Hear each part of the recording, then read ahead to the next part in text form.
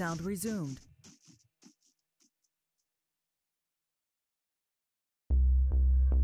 All right, good evening, everybody.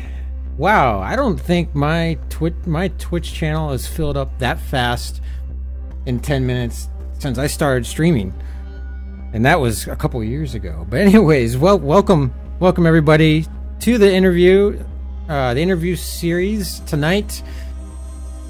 We have the man, Chris Lowrey from PGI, the balance man himself, with us. How's it going, Chris? It's going good, RJ. How's everyone else doing today? Well, I'm doing good. I'm honestly a bit nervous having a big dog like you in the interview booth, but you know, I get like that. I'm a nervous wreck sometimes, but yeah, Chris is with us, everybody. The main. Well, I think he's the main balance man. He's definitely got a lot to do with balance with Mech Warrior Online. He's here with us, as you heard, and we're gonna get right into the interview here. It's just a couple things that we need to talk about first here. I know that this interview tonight is going to be a pretty popular one because of Chris's position with PGI. It should be known right from the get-go that this is not a witch hunt on Chris. I personally try to maintain a good relationship with PGI and NG staff, because I like to get free mechs, and I like trips to Vancouver, and I like to do these interviews.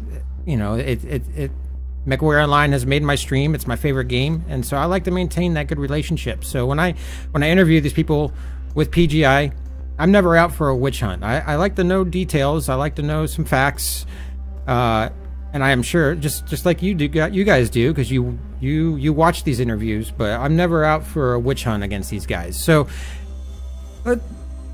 let's just all be aware of the fact that Chris is not under any obligation to answer any question that he doesn't feel comfortable with. And at the same token, there may be questions that I'm going to ask him, questions that were given to me by the community, by fellow members of the 228, questions I came up with my own. Or there may be some questions that he might not be allowed to answer. Okay, he is under rules and guidance from his employer, and it is his job. I've met his wife. She's a very nice lady. I'm sure he doesn't want to lose his job, because I also know, basically, I kind of have a vague idea of where he lives, and it's a very expensive place in the country. So yeah, he would like to keep his job. You guys are all going to have an opportunity to ask your own questions, and you could even ask the hard questions. You can ask the questions that I might be a little too timid to ask. It's perfectly okay, but you need to do so in an adult manner. If you start acting like a salty douchebag, you're going to be ignored. You could possibly be timed out. You could even be banned. I got moderators standing by. They're in the Twitch chat. They're watching. They're listening. So be respectful. I mean, you can ask the hard questions. You can dig in there, as I'm going to try to a little bit myself. But you need to be respectful about it. We're all adults here. We need to act like it. I think that's all. Was that all the important stuff, Chris? Do you remember anything I was supposed to say? Not off the top of my head. Okay. I mean, it's your show to run, so. All right. All right. So. And what RJ was trying to say is he's selling everyone out for mechanics. I'm doing what? Sorry, you cut off on me there. Selling everyone out for mechanics. Yes. Give me all the mechs. Give me all the mechs, and another trip to Vancouver for next MWW or MechCon. That would be freaking awesome. But no, no. These interviews and everything are a lot of fun for me. They do make me nervous, and I turn into a nervous wreck a lot of times before them. But it's a lot of fun, and I really appreciate you guys stepping in to do these with me. So Chris, what do you say we get down to your details here? What do you say we get this thing rolling? Sure thing. All right. Well, Chris Lowrey, PGI balance guy. We hear you on the NGTS when a new mech comes out. You're usually with Phil and Darren. You're talking about the new mech, etc. You're one of the more I guess, visual people for PGI now. I mean, when we think of PGI, we always think, you know, Russ and Paul and Tina. And since you've come into PGI, you've become one of the more visual people that we see and hear as well. Why don't we start off by you telling us a little bit about yourself? You know, obviously with not getting into too many personal details, you know, because internets and things. Give us a little bit of your background. Who is Chris? Well, I'm originally from the San Francisco Bay Area location and still residing there right now. I'm not sure if people realize, but the entire reason my forum profile in PGI says design consultant is that I much am just that. I'm pretty much a full-time consultant with PGI, working out of San Francisco, specifically on balance-related things and pretty much telecommuting up there through various means. But you know, sometimes up in Vancouver. But you know, I'm pretty much, even though I'm not there, I'm a presence in the office every day because you know, we've got our own internal office chats, and you know, I need to poke them whenever I have to do something, and I pretty much am working on MechWarrior Online full time, even though I'm down here in San Francisco. As far as my background goes, I've been in the game industry for about 10 years. Before that, I was pretty much doing a lot of visual effects stuff, so some things for clients like Adult Swim and National Geographic Channel for some specials and whatnot, and pretty much started working in the games industry probably back in the early 2000s with a bunch of Activision titles, things like Marvel Ultimate Alliance 2, and a whole bunch of other things. Worked with Zynga on Cityville and a few mobile companies as well. And yeah, I pretty much have been with PGI now for about since October of 2016, so about a year now. And as far as MechWarrior Online goes, I've been around since pretty much the open beta days. I've always been a fan of the BattleTech franchise. I was going to ask you about that. Yep. You know, your experiences with the BattleTech franchise, but I want to back up just a little bit because you said you did visual work. You didn't by any chance join Mark and work on any of the Stargate stuff, did you? No, not the Stargate stuff. Okay, I was mostly. I'm a big Stargate fan, so. I was mostly when I was doing the visual effects stuff. I was doing a few things for Adult Swim, for Super Jail, and Xavier Renegade Angel. These really just weird stoner shows, and a bunch of National Geographic specials, in addition to a bunch of video game cinematic works. That's pretty much how I kind of got my foot in the industry over 10 years ago. At this point. Okay, so after doing that work and that. In that field of entertainment, you came on with PGI. You said about a year ago. Mm-hmm. But you had BattleTech experience before that. I mean, I think you just said it. You've been playing MechWarrior Online since when? Since open beta or closed beta? Open beta. I would have been in closed beta, but at the time I didn't have a system that could effectively run the MWO, so unfortunately I ended up being a gold backer of MechWarrior Tactics instead. Oh, I'm sorry. I'm sorry. It's okay.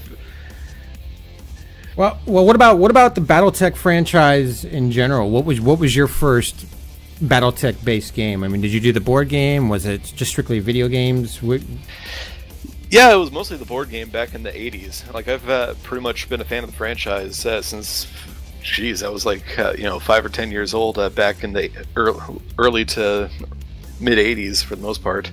So, but I've been around the board game most of my life. Still remember back when the cartoon was airing on TV and everything. But as far as like actual professional work, this is kind of my first time working professionally within, the actual franchise itself. Before then, I've used to be a volunteer commando back in the Fan Pro days for the tabletop, run local leagues, as well as doing some stuff with the Click Text when WizKids was around. So I've been around the actual franchise, but as far as like actual work, this is going to be the first professional position on the BattleTech franchise. Okay, so it definitely have the big BattleTech history there. When it comes to MWO, this is I mean, I know we were talking a little bit about this prior to the stream starting, but one of the things I see on Outreach or even on the MW forums is that PGI staff don't spend a lot of time playing their own game. Yet I see you logged into the game constantly. I mean, prior to you even working for PGI, I mean, you were playing the game since open beta. How much time do you personally think you spend in the game just for you, for fun? A week, let's say. I think that's a tough question to answer because, like, even if I'm given my position nowadays, even if I am just kind of trying to have some fun, I'm usually testing out just weird and wacky stuff, and usually it's to get a feel for something that might be changing down the pipe, down the road. Like just to kind of use an example, with the Piranha releasing next week, probably a good 3-4 weeks ago, I was spending a lot of time in light mechs and machine gun mechs to pretty much get a feel of, have some fun in it, of course, but also get a feel of where we want to eventually put the Piranha when it comes out. Okay. Sorry, I was adjusting the volume there at the same time, and my ADD is kind of going a little ballistic right now. It's okay. So I mean, I see you in the game all the time. So you'll play with certain mechs for fun, testing out certain mechs. But so when you're working, your average work day, you pretty much logged into the game the whole time. I take it because I mean, I think as a balance guy. Well, I have to do other work as well, but I'm in the game fairly a lot while I'm on the clock. But usually for during the office hours, it's mostly to either get a feel for how we want future stuff to be tuned, or if we're investigating something that's wrong, especially when it comes to tracking down bugs or whatnot. If kind of someone reports on Reddit or in the forums that something is completely wrong, I'll have to hop in, see what they're looking at, and test it out myself before kind of passing it along to the team. So right. That makes sense. Okay, so in your personal play style, what weight classes of mechs do you enjoy the most? I mean, if it's just you playing, not working, playing, what weight classes do you like to play the most? I think it really depends on what kind of game modes I'm playing. If I'm in the solo queue, I think I prefer kind of more medium light chassis because I feel like I can pretty much be a bit more independent and on my own. I sometimes get frustrated if I'm in something slow like an Annihilator and the solo queue, and people pretty much will rotate away from you, and you're there to fend for yourself and not much you can do about it. But then if I'm playing in the group queue or something like that, then when you have proper coordination, those slower mechs or the heavier mechs can be better supported when you can get on comms and call out when you need assistance and whatnot, and call targets. Right.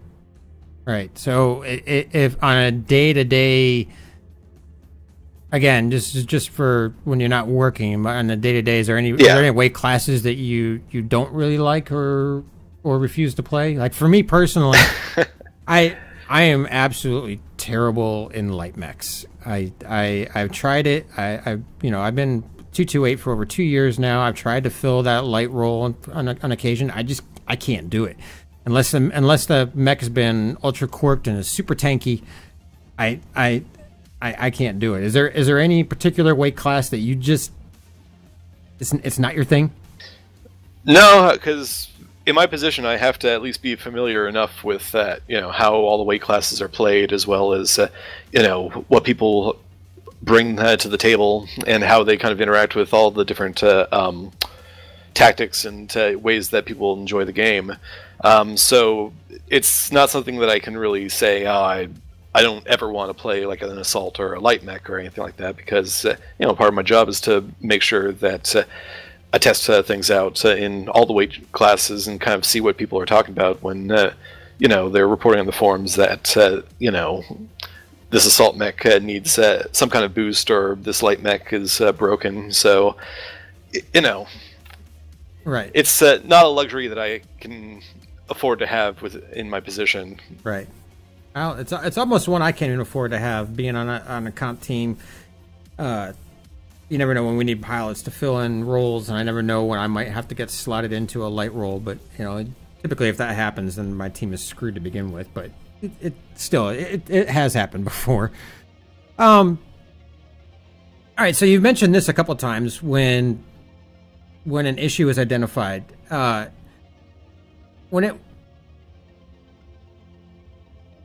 Actually, I'm kind of skipping a question there, but that's all right. It's just only because you mentioned it a couple times. But when it comes to identifying a balance issue, where do you guys typically first identify it? Meaning, is it brought up in social media, the forums, Twitter, etc., or is this like numbers that you're seeing are just all of a sudden seem off on your sheets or whatever? What is usually the first big indicator that there's an issue, a bug or a balance issue? I mean, they can come from different places depending on either what's reported or what is pretty much being targeted.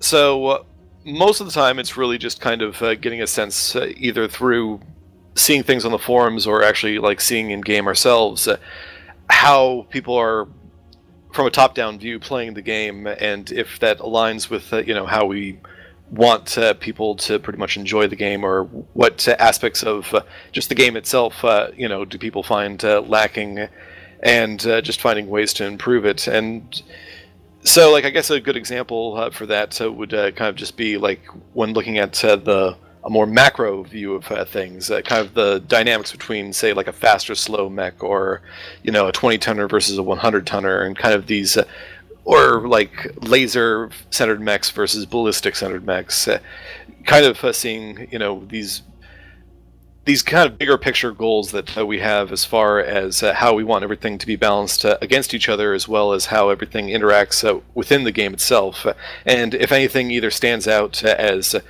being not really meeting the expectations of the team as far as where we want them to currently sit, or is it pretty much doing too much for too little, kind of thing. So, well, let's talk about your team for a second there, because I mean we know that you are a big part of the balance issue. The issue, whatever, the issue or a bug.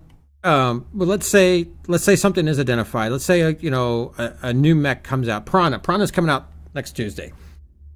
Yep. And let's say the day it drops, I've got it. A bunch of other people have it, and we're noticing that we're getting one shot in the CT, but it's killing us from the rear torso. So we all got on the forums and on Outreach and Twitter, and we're like, what is up with this mech? I'm getting hit in the front, but I'm dying from the back, and there's something wrong. The hitboxes are messed up. Yep. You see it, and you have, yep. and there's a team. I mean, how many people are going to start addressing this issue right out of the gate? Like, if there's a balance issue or a bug or what have you, how many people would you say? I mean, because I'm hearing that it's not just you; it's a team. What's the dynamics there? So usually I'm pretty much the guy who's both. How can I put this? Both that kind of first line of defense, and when it comes to bugs and how things are kind of interacting with each other, and also kind of the guy who's sitting far enough away, just kind of looking at everything from the top-down view. So in the case of, like, say, the Piranha, if it's just getting like CT'd, or like it's getting hit for the front but it's registering in the back, or there's some kind of hitbox problem, kind of the process for fixing that would pretty much be first, I would see it on the forums or on Reddit, see people reporting that it's an issue. I'll hop in game myself and pretty much, whether it's internally, using internal tools, or going on live and testing it for myself to see if I can replicate it, see if there's any validity to what people are reporting on, or if it's working as intended. And if something is clearly a problem, then you pretty much have to report it to the greater team as a whole, and slot things in to get fixed depending on what is broken to begin with. If it's something like a hitbox problem, it'll probably go back to the art department, which usually handles things like geometry in the hitboxes, because they're actual mesh geometry in the game. But if it's something much more like, oh well, everything works, but it can probably use a little bit more survivability, or it's you're able to tank way too much in one location or another, then it's either going to just be up to me to observe things, or kind of us kind of slating changes for either a hotfix or future patches, depending on when we want to target things. Okay, so I mean, I guess that's my main thought process here is when it comes to making the a balanced decision. The mech needs more agility or less agility, or what have you. When you're talking about changing individual quirks in a mech, or even just adjusting something overall balance wise in the game, the nerf to small pulse lasers or gauze PPC, that sort of thing. When it comes to making that decision, because I in my advertisements for this thing, the flyer I made, I had you on there as Balance Master, but you're not the only one that makes that call, right? You No. Okay, so Balance Master or Balance Lord is probably not the right title. I'm taking it. Well, I mean, I'm a balance designer, so that's pretty much my core focus when it comes to my day-to-day, and it's what I pretty much focus on when it comes to my contributions to the team. But again, it is a team effort, and I can identify things as an issue, but sometimes we have to kind of slot them in and kind of get them checked out. So even though we might identify something that's an issue and something we want to address, there may be challenges to pretty much getting it addressed, say, like in a timely manner, to where we need to get other people involved in with the team, and it could either delay something, or there could be other recommendations that need to be taken into account that goes beyond just what I'm looking at myself. So it's something where I pretty much am the guy who is minding the data, as well as minding what's going on the forums and on Reddit and everything, as well as seeing firsthand what's in the game through playing and experimenting with stuff in the game itself. But as far as identifying issues and getting them actually resolved, there could be about 4 or 5 people between myself and getting it finally in the game, from people testing to make sure that any change that we put on the network actually works in our QA department, to the art department if they need to pretty much get hitboxes fixed or some kind of geometry fix. So even though it might go through me as far as identifying what the issues are, as far as the solutions go, it could go to multiple people that aren't me. Okay, so rough guess. A balance issue is identified. The Piranha is just too freaking nimble. Nobody can hit it. It's impossible. Everybody is on the forums, on Twitter. They're all complaining about it. You see it. You see the complaints. You bring up the complaints. You identify what you think are the issues. What is a rough guess as to how many people are involved with not only finding solutions to the problem, but then making the final decision on what needs to be done? Just a rough guess. How many people do you think are involved in that process? I would say probably about 2 or 3, but it could be 2 or 3 different people depending on what the problem is. Okay. Like, for obviously, you know, I would be the person who identifies it and brings it to the team, you know, tells Paul or tells Russ or anyone else in the discussions, hey, you know, this hitbox is, you know, let's just use a hitbox for example. This hitbox is a problem. Like, is it something to do with just how we are distributing the hitboxes, or is it the particular geometry? And, you know, it would be mostly me investigating, like, what the potential problems might be. And then once I identify what that problem is, at that point in time, I have to, you know, again, bring it to whoever might need to implement a fix for it. Okay, so you have new standing orders, Chris. We now need the names and Twitter handles of everybody involved in balance decisions, so that when we have a problem, we can copy everybody in on it. Okay? No. That's no. You're not gonna throw your buddies under the bus like that? Come on. I can't. Well, this is the thing is that you know, I'm pretty much the common denominator when it comes to a lot of the balance stuff. When it comes to identifying what the issues are, bringing it to the team, and proposing potential solutions. You know, that definitely is something that falls within my responsibilities on the team itself. But as far as actually implementing those solutions, sometimes it falls directly on me. Like, you know, if it's something that's as simple as just maybe adjusting a quirk change or something, or a mobility fix, that's something that I'll probably handle just on my own. But again, if it covers something that might affect something that has nothing to do with what I can have the capability of getting implemented into the engine, then it usually has to get passed off to someone else on the team who can get things implemented. Right. Okay. Well, I think I'm pretty satisfied with that kind of chain there. I mean, I was under the impression. I mean, I guess I always knew that there would always be a couple different people involved, but I think the main thing I got out of that was that, you know, when a balance issue is identified, you're not the only person involved with the whole process. You're a big part of the overall machine, but it's not just you. There are other people making decisions and changes and stuff as well. So it's a team effort. Yeah. I just really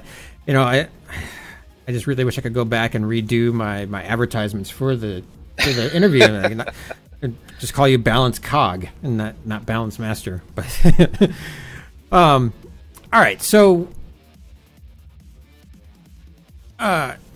when it comes to identifying a balance issue, how often would you say it's identified via social media first versus in-house numbers and data? What do you think? I mean, is the community more responsible, or is the in-house stuff more responsible for identifying the issues? It really depends on what the change is. I think the community is really good at kind of identifying things that might be underperforming, because I think that it's when something is pretty much not performing to the point that people want to take it, you can usually see within the community that, oh, you know, this weapon system sucks, I'm not going to equip it, and then check, you know, back and see how many people actually do bring into the battle, and kind of see like how well it performs and everything like that.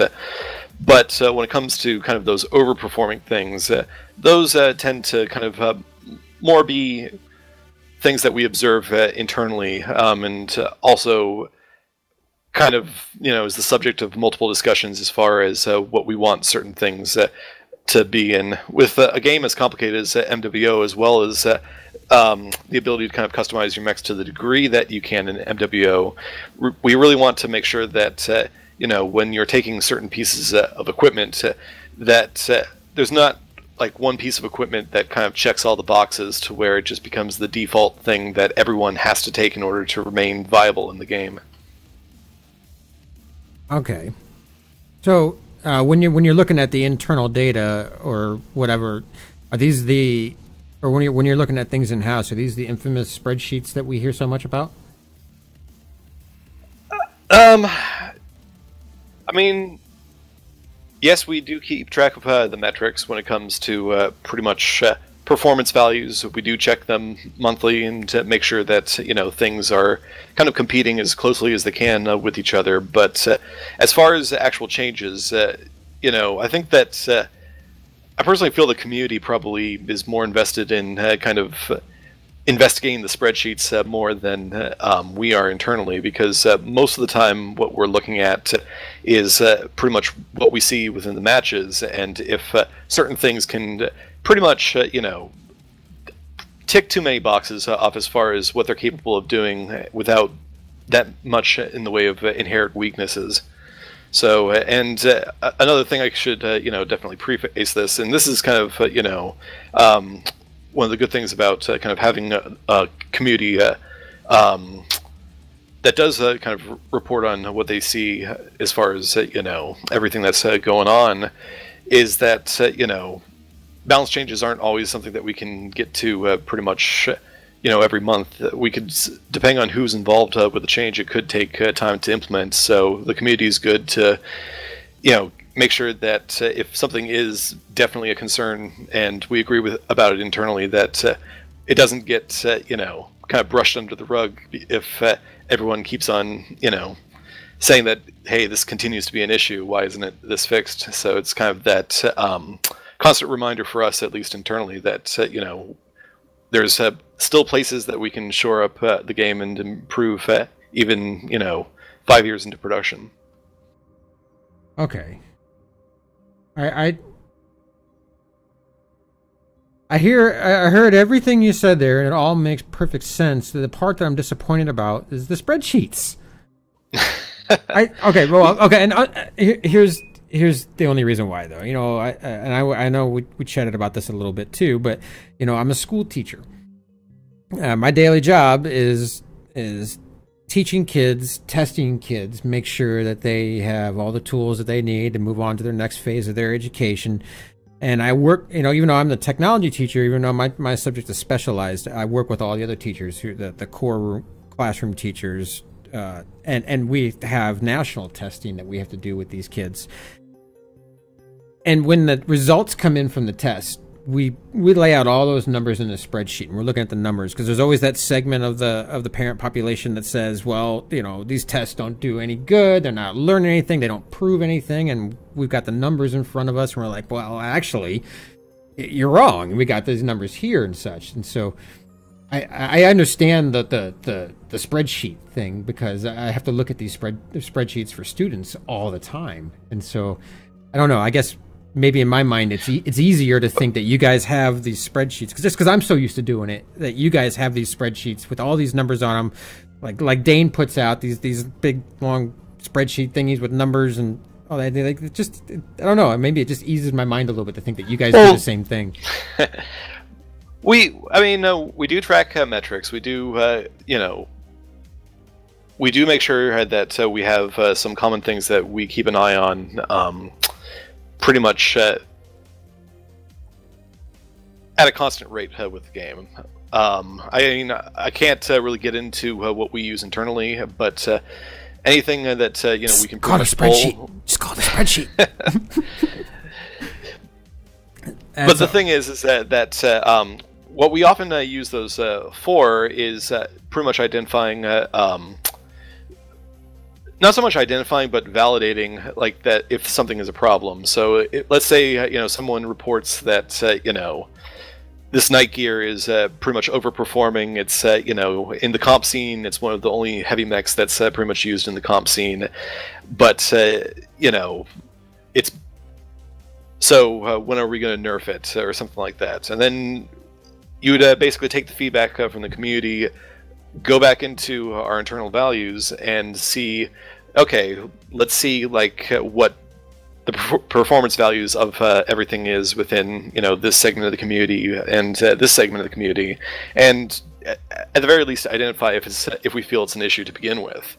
And if it, you know, isn't an issue, we'll either put it under observation or, you know, just make sure that we pay closer attention to it, you know, for a few months to see if, you know, it bounces up or is something that causes a bunch of angst in the community continually. Like, I know that, but you know, sometimes you know, we'll find that things are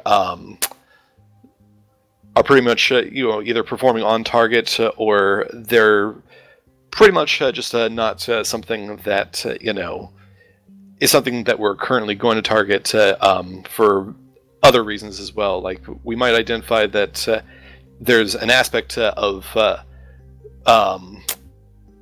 what they utilize that you know, we might want to make improvements to, but that's going to come at a later date. So there's no real reason to, you know, pretty much affect the mech itself. So we do use metrics. We do kind of use it to validate and to identify how far we want to move the dial if we determine that the dial needs to be moved in the first place. But as far as like actually what the changes are and whatnot, that comes more from internal testing and making sure that we identify like what we want to accomplish with any change that we put in the game, and just testing what we're trying to put forward more than just, you know, trying to check a box on a spreadsheet or bounce the numbers. Okay.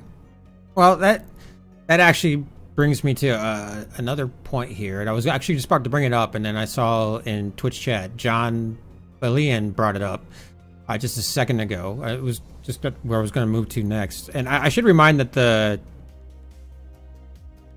I should remind you guys, everybody that's in Twitch chat, that there is going to be time for viewer questions near the end of the interview. So if you have questions, I mean, you can feel free to ask them now. But at the current moment, I'm not paying a whole lot of attention to the Twitch chat. That's why the mods are here. And I know Chris isn't really looking at it right now either. But we're going to be turning our attention to the Twitch chat here towards the end of the interview, where Chris would be taking a look at some of your individual questions. But that leads me to my next question here. When it comes to identifying or when a balance issue is discovered by means of social media or the forums or what have you, is any consideration given as to the source of those who are making the issue public, such as if a bunch of people are complaining about a balance issue, does PGI look at the average skill level of those players? Do they consider if they're competitive players, you know, and if so, are they higher tier or are they just standard casual players? I mean, if something, let's bring the Nightgyre or the Direwolf back in the day into play here, and people are complaining that this mech is just too OP. Is there consideration given to the source of who's mostly making the complaints? So source is always considered for any kind of balance feedback that we're reviewing, but it usually has more to do with understanding the context of the feedback and not so much kind of picking sides as far as which players that we're pretty much trying to back.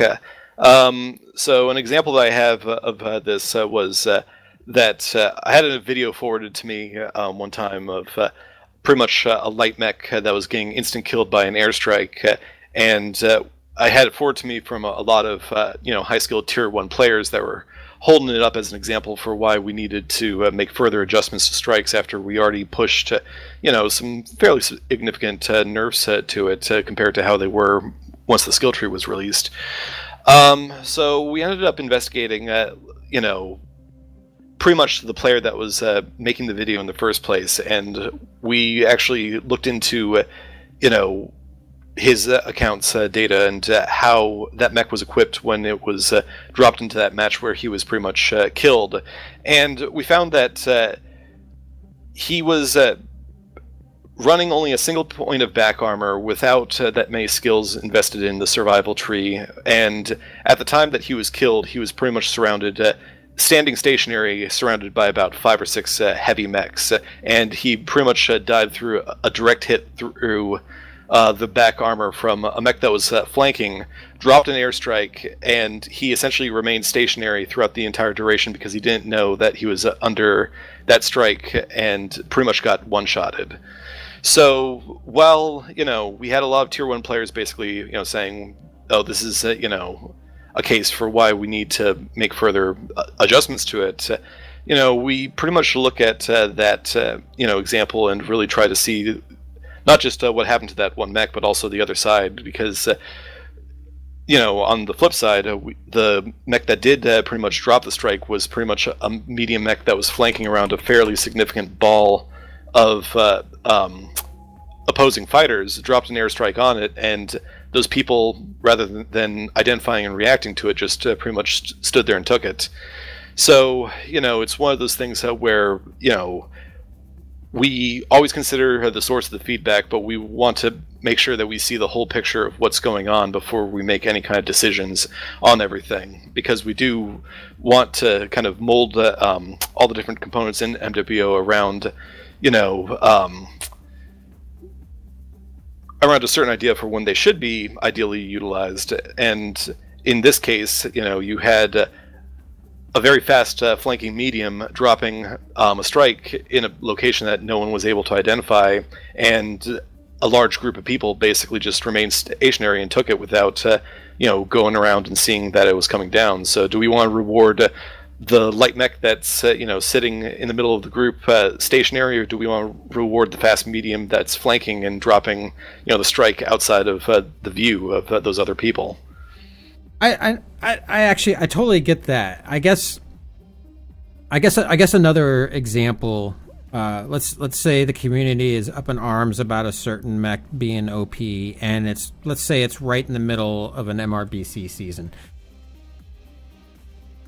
And I guess this actually brings me to my next question. The balance this year is discovered. We're right in the middle of an MRBC season. We're only a couple weeks in. If a change to, say, an OP mech or an overall balance issue with the overall game is identified and a fix is readily available. Again, let's say, I don't know, something's being exploited. We'll call it flamers. I don't know. Flamers are being totally exploited in comp play, especially in Div A and Div B of MRBC. Does PGI give any consideration to how it's going to change the game immediately, especially if there's a competitive season going on? Like, have you guys ever held off on making a change till after a competitive season, or what is? I guess I'm not sure if I'm even asking this question right. I guess. No, you're basically asking, do we take pretty much ongoing comp seasons as a measure of restraint when it comes to actually implementing changes? It's kind of a hard thing to answer, because the thing is that it really depends on what the change is. If for example, I know that the skill tree was fairly disruptive when it came to releasing that, in the middle of an MRBC season and whatnot. But we had also, I think Russ had also been advertising, that it was going to be coming out around that time for a set period of time. And this is where I probably won't be the best one to answer this, because I really don't have that much to do with the actual schedule when major feature releases like that come out. That's more on Paul and Russ's side of the equation. The only thing that really I pretty much can prime and ready is that, hey, like, these things we feel are an issue and we want to pretty much improve upon them in these ways. And at that point in time, it really gets slotted into a larger schedule, sometimes months ahead of schedule. So sometimes we have no control over, when we can hold off on that, even if we wanted to. In some cases, again, if it's something, and it also depends on, the severity of the change itself. If we see that, a mech is overperforming, but if it's only slightly overperforming against, what everything else is putting up, then we might hold off on pretty much getting any kind of changes to that mech, and kind of just take a wait and see approach to see if it levels off over the course of the next few months, or if it just gets worse. So if it gets worse, we might our hand might be forced. But if it pretty much just levels off, then we're probably just going to leave it as it is, until whatever competitive season pretty much runs dry. Okay, and continuing on with that, how much of the comp scene actually influences future balance changes? Like when we look at MWOWC, the finals at MechCon, we saw strikes coming in left and right. The Dragon obviously got very popular after the finals. How much credence do you guys put in whatever current competitive season is happening when it comes to addressing potential balance issues?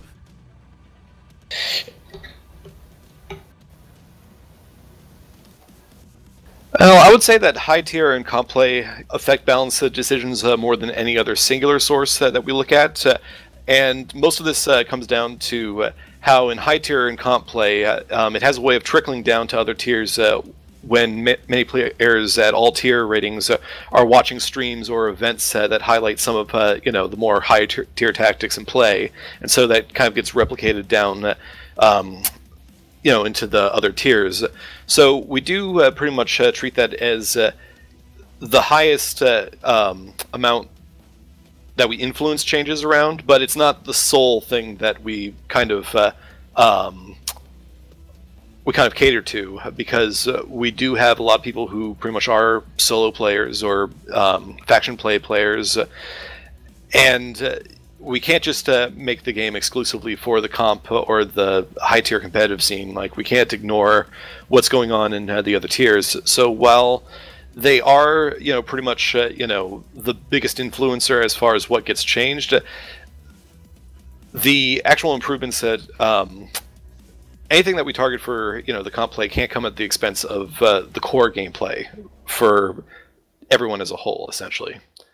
And well, that makes a lot of sense to me as well. I mean, I have a couple of alt accounts that I use. One of them is currently tier 4, and I intentionally try to keep it there.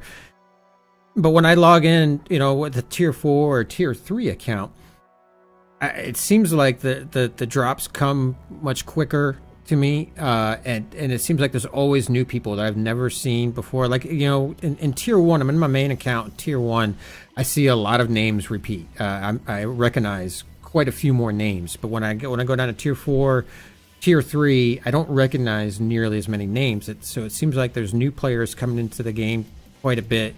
It seems like there's definitely a hefty population in those lower tiers, tier 5, tier 4, tier 3. If you were only balancing the game for the competitive scene and you were only looking at the higher tier competitive scene, it seems like there would be a huge segment of the game population that would be very much left out. Because I mean, I don't know. It makes sense to me. If there, let's say that there's a mech OP issue in the lower tiers, tier 5 and tier 4.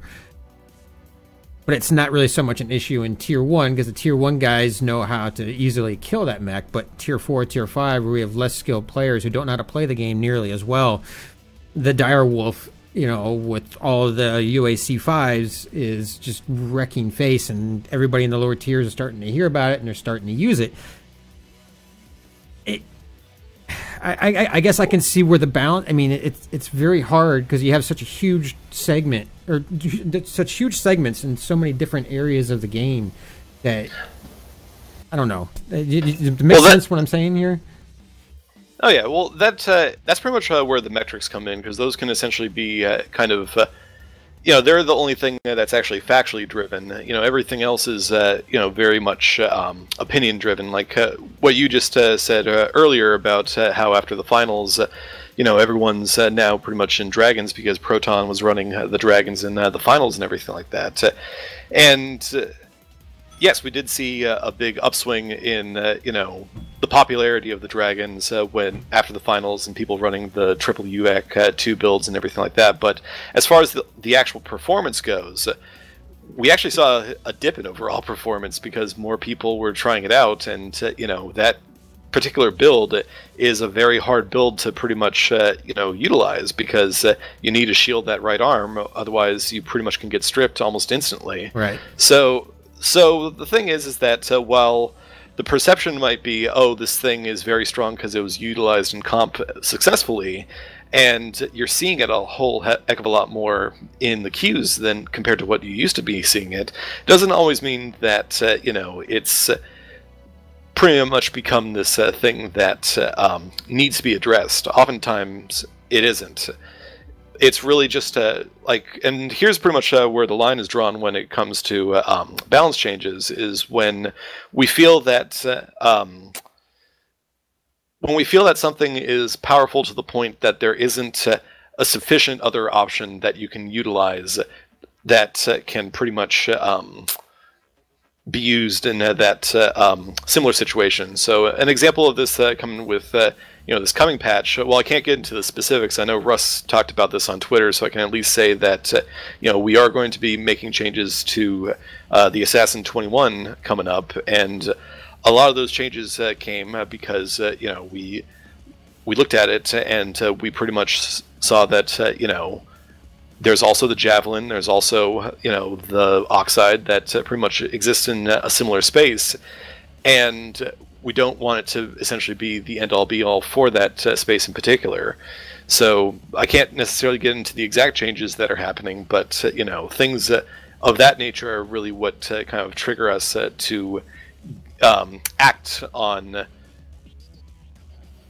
pretty much changes, either for nerfing it or for buffing it. Like if we feel that a chassis isn't able to compete on the lower ends of the system as well, like there's just nothing that it can bring to the table, we'll consider giving it enhancements as well. Okay. And that actually brings me to another question that I didn't even think of asking you till right now. But Worlds happened in December. Proton brings the UAC 2 Dragon, or Beef streaming, and Beef finds something that, like Beef does. Beef has a tendency to do this. He found the Dire Whale, the Flamer Nova, etc. So let's say Beef finds something on stream.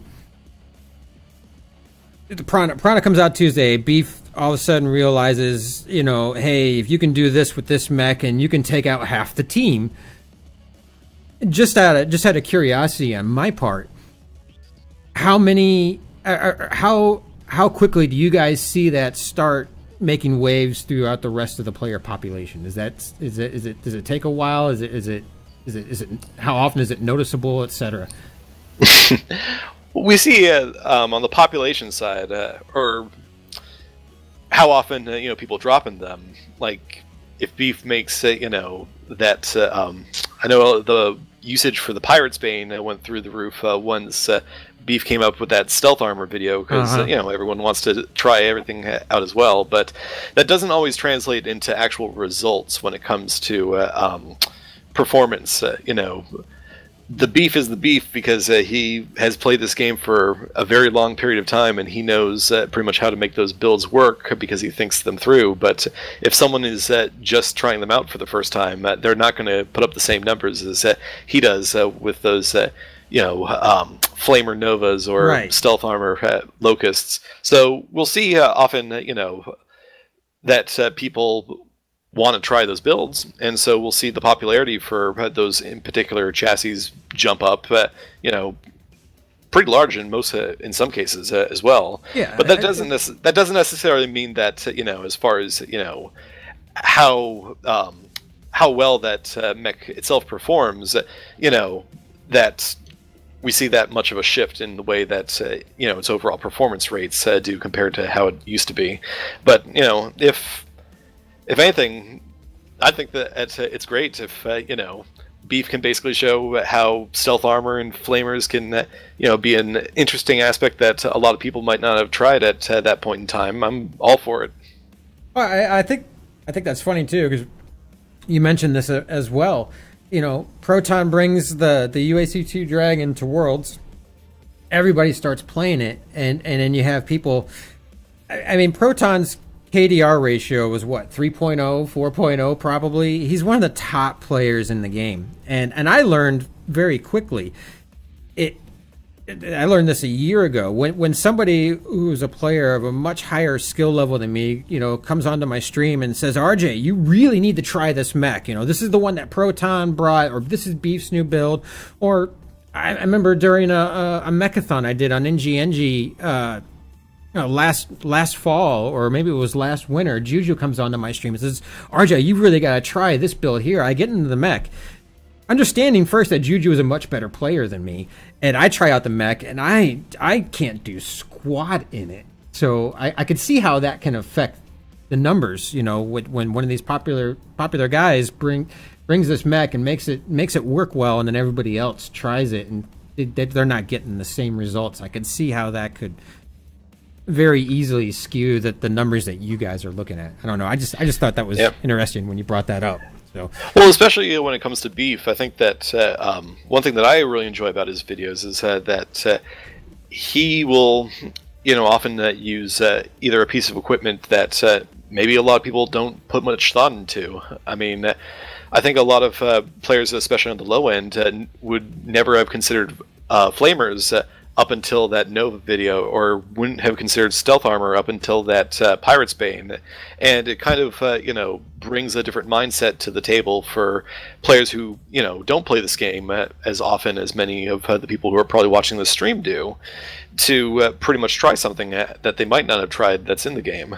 Yeah, that's actually one of the fun things about being a streamer. You know, I have viewers all the time that want me to try out different builds and mechs. Animatronic, who actually produced most of the music we're hearing tonight, he gave me a build a month ago, probably right after MechCon, and I looked at this build and I'm like, no, there's just no way that this is going to work, you know. But as a streamer, I try it out, and it it can be very, very interesting sometimes, you know, with what the community comes up with. It's always a lot of fun just trying these different things out. Well, moving on in these questions, and I should remind the viewers, if you missed it in the beginning, a lot of these questions that I'm asking Chris actually came from the community. This interview with Chris is something that we've had planned for a long time. I originally put out a calling to the community back, I want to say it was like when did we start first talking about this, Chris? Was it like back in November? Oh God, probably like September, October, like. Yeah, I think you were talking to me about it right after you did Mark's interview.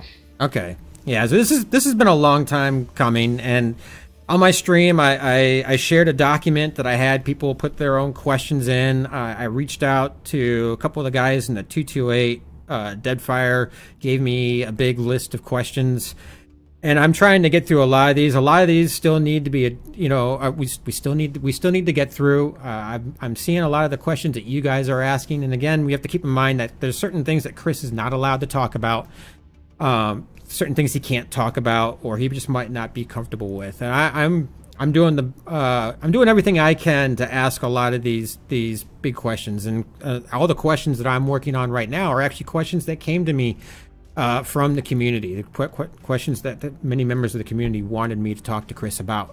So my questions basically ended after question 4, when I was just asking him to tell us a bit about himself and where he went to college and everything. I left most of these other questions to the community to ask. Chris, before we move on, do you want to take a quick bathroom break or anything? Because I think I could. I could use a quick 30-second breather to use the restroom.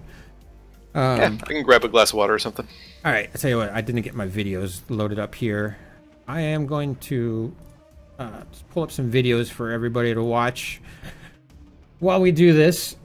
Take a quick restroom break, and then we'll be back. I got more questions. All of these, again, are community questions from this point going forward. So we will continue these here. Take about a 5-minute breather. Think that works, Chris? Yeah, 5 minutes work. All right, let's do that then. I'll be back in 5 minutes, Chris. Sound muted. All right, yeah. So we're just gonna go to my Be Right Back screen, and we will be back in 5 minutes, everybody. Hello, McFans. Duncan Fisher here. You know, I have people that come up to me when I'm out and about, and they ask me, Duncan, what do you do about poor mech performance? While I've never suffered from poor mech performance myself, quite the opposite really, I remember one night when Jessica Geringer, a fabulous mech jock, was begging me to hold back. Oh, stop, Duncan, stop. Not a chance, babe. Huh? Oh, yeah. Well, for those of you who do suffer from poor performance, there's no shame in admitting that you might need a little assistance. And that's why the great people at Wanko have partnered with Strongwood Pharmaceuticals and asked me to bring this sensitive topic to light. Do you want to be sporting in an Atlas but feel like you're stuck in a Commando? Do all of your mech's best moves just not quite get your fusion reactor pulsing? Know that you're not alone. Hundreds of thousands of mech warriors across the inner sphere suffer from poor mech performance. That is what drove the Research and Development Department at Wanko to put together the following offer. Introducing the Mech Enhancement Kit from Wanko, the company who consulted with Justin Allard on the Yenlo, thus resulting in its legendary massive cannon and subsequent renaming to the Yenlo Wang. Now you too can be a legend in the arena with a little help from the Mech Enhancement Kit from Wanko. It includes the Wanko patented barrel enlargement device, PPC range extender, and a 10-pack of double heatsinks to keep you firing longer. Order in the next hour and we'll double the size of your package and toss in Strongwood Pharmaceuticals all-natural pilot stimulant guaranteed to keep you in the driver's seat for hours. So get to your HPG and contact Wanko today. Mech Enhancement Kit and all natural pilot stimulants are products of Wanko and Strongwood Pharmaceuticals, a Comstar Chemical subsidiary. The beneficial claims in this ad have not been tested by the Universal Health Agency. Historical accuracy of claims made in this advertisement have not been fact-checked. Mech Jock should take care after using the Mech Enhancement Kit and pilot stimulant. Do not swim, jump jet, use heat vision, attempt steep hills, taunt the Enhancement Kit, or stand near fragile structures. Wanko is not liable for permanent damage resulting from improper or proper use of the Mech Enhancement Kit. These products are not for everyone, and side effects may include bloated KDR, hot flashes, ammo explosions, premature ejection, unexpected decompression of rear access hatch, larger than average ammo dumps, and blindness. If you're still experiencing enhanced performance after 4 hours, please consult a tech. Thank you all for watching and listening. I have to give a huge thanks to Mr. George Ledoux, who contacted me and offered to work on a project together. George, this script would have remained pretty much lifeless without your talents and the wonderful character that you and Ferret Bodwin created. To everyone else, please check the description below to go and support George on his SoundCloud, YouTube, Twitter, Facebook, all of those things you can find below in the description. You can also feel free to subscribe to my channel, youtube.com/Monoxen, and hit that like button. Oh, and I almost forgot, special thanks as well to Black Phoenix and the Aces Wild. If you're looking for a great unit to join, visit the-aces.com. Again, George, it was an honor, and I hope to work together again soon. I told you, man, it's pronounced RJ bass, not bass. Guys, we've got one more. I don't really need to introduce you, but the fish. You guys know him, RJ. How you doing, man? Man, I'm exhausted. Yeah? There's so much going on here, so much to do. You know, I'm with the 228s here, just trying to keep up with all of them. This place has worn me out, but it's been amazing. I was gonna say you got a little gift there. This is from Darren. I was told to drop it. Why would you drop? You drop the bass.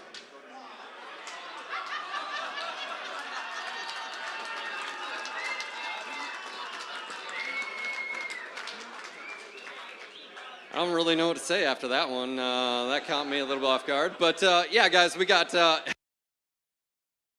Hello, mech fans. Duncan Fisher here. You know, it's not easy being the voice of Solaris. The crowds, the mech jocks, the girls, the less-than-savory characters. And in the middle of it all is Duncan Fisher, voice of the common man, bringing you all of the mech action I can shove through these two eyeballs. People ask me, Duncan, what's your secret? Well, Get that folks, I video suppose. pause there. We don't need to hear that anymore. Get everything else going here. All right. We are back. Chris, you with me? Yep, I'm here. Okay, good. All right. So, real quick reminder: there's gonna be time for viewer questions near the end. I did get a couple whispers about the slow mode in chat. We knew that this was going to be a pretty popular stream, and I was actually warned by a couple people that some people were going to come in and try to troll Chris, etc. So I did put the chat in slow mode. Whatever the default settings are, I think Beef informed me that it was, or somebody informed me that it was like 2 minutes or something. My apologies there. I didn't realize it was going to be that long. I am going to turn off the slow mode now, and we will see how it goes. But if it gets to be a problem, I'll just turn it back on. Mods, I'm on Discord as well. If you're noticing issues, don't ping me on Twitch. Ping me on Discord. That way I'll probably see it a lot quicker if there's an issue there. All right. So, all right, Chris, you ready for a hard one? Sure. Okay. Strikes. Dun dun dun. Strikes were a big one that was brought up to me by the community. I know there's certain things you can and can't talk about with them. But at this point, with the nerfs that were made with strikes, what is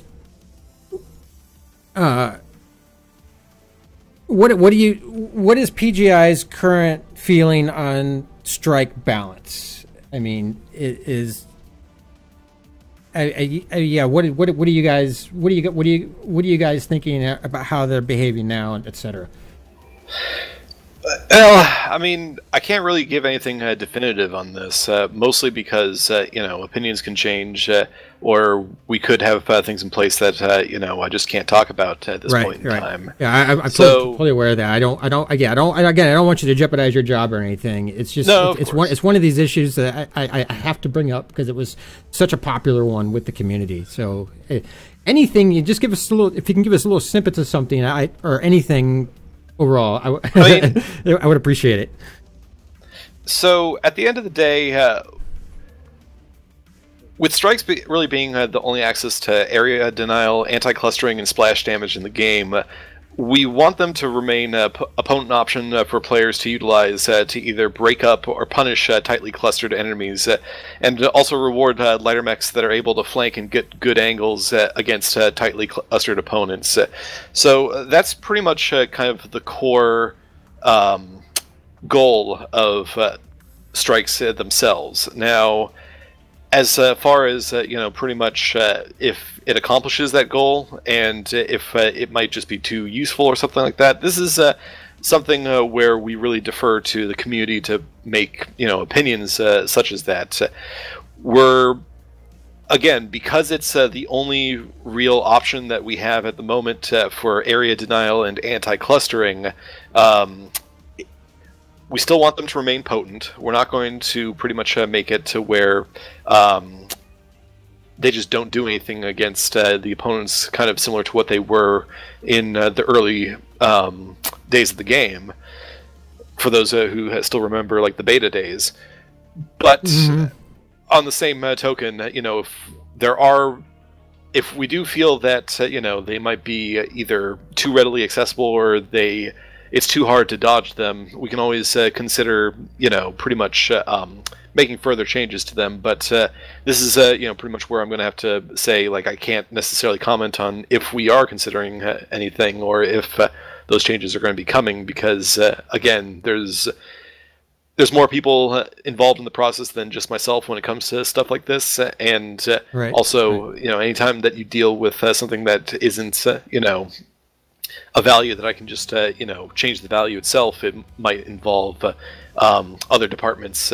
So it's something that I can't really go into as far as like what we can consider for options. But that's pretty much where we want strikes to be. And if we determine that there are ways that we can improve upon them, we can always consider those changes. But as to when we can get to them, I wouldn't be the guy to be able to tell you. That would be more of a Russ or Paul call.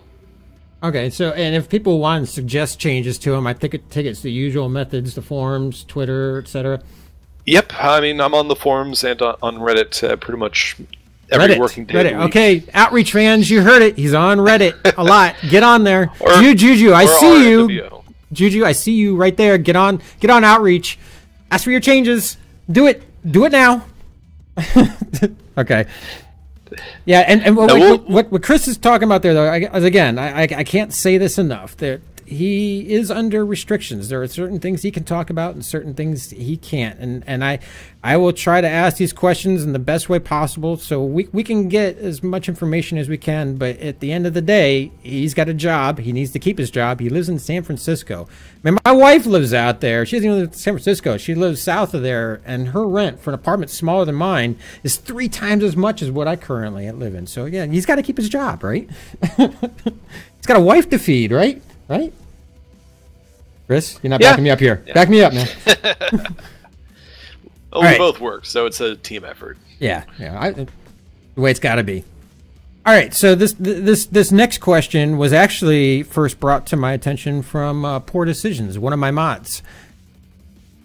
Kitchen sink builds. It sounded like, and maybe I'm mistaken, maybe he was mistaken, but it sounded like in a town hall semi-recently, Russ was talking about kitchen sink builds. And and when I say kitchen sink builds, maybe more builds more based off of lore. Where you have LERMs and SRMs and small lasers and large lasers all in the same mech or whatever. Is there a stance from PGI to make kitchen sink builds more viable?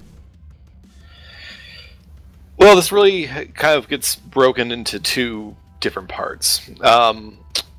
So there are a number of mechs in our game that come with varying number of hardpoints of different types. So many without the ability to lean on any single or 2 individual hardpoint types that you can build around, and have to pretty much rely on 3 different types of weapon systems from all the different hardpoint types. So mechs like the Spider, Anansi, the Orion, some versions of the Atlas and the Zeus, these are mechs where they don't have the hardpoint numbers, and the hardpoints themselves are distributed across 3 different variants of the hardpoint types. So the reality with the way that Mech Warrior Online is currently set up is that these mechs in game have to at least, although they might not necessarily be meta, they need to at least be on a somewhat even field. So even if you were to specialize across 3 different weapon types, they need to be playable in the game, and they need to at least feel like they can contribute to a match. They might not necessarily be top meta, but that's kind of pretty much the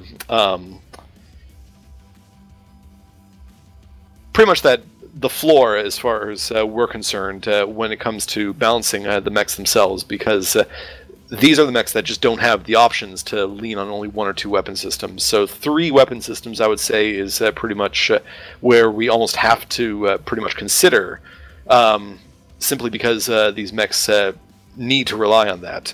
But if you're talking more about like the bracket builds, such as customizing a mech to have different range focuses, so long range or short range weapons combined on a single build, this is something that we really want to give players space to not be punished by the core systems of the game if they do choose to build their mechs in this way. So this is what kind of drives decisions like with the recent firepower tree, moving away from individual weapon module types to more global quirks to try to, at least not punish those players who want to kind of build their mechs in that way.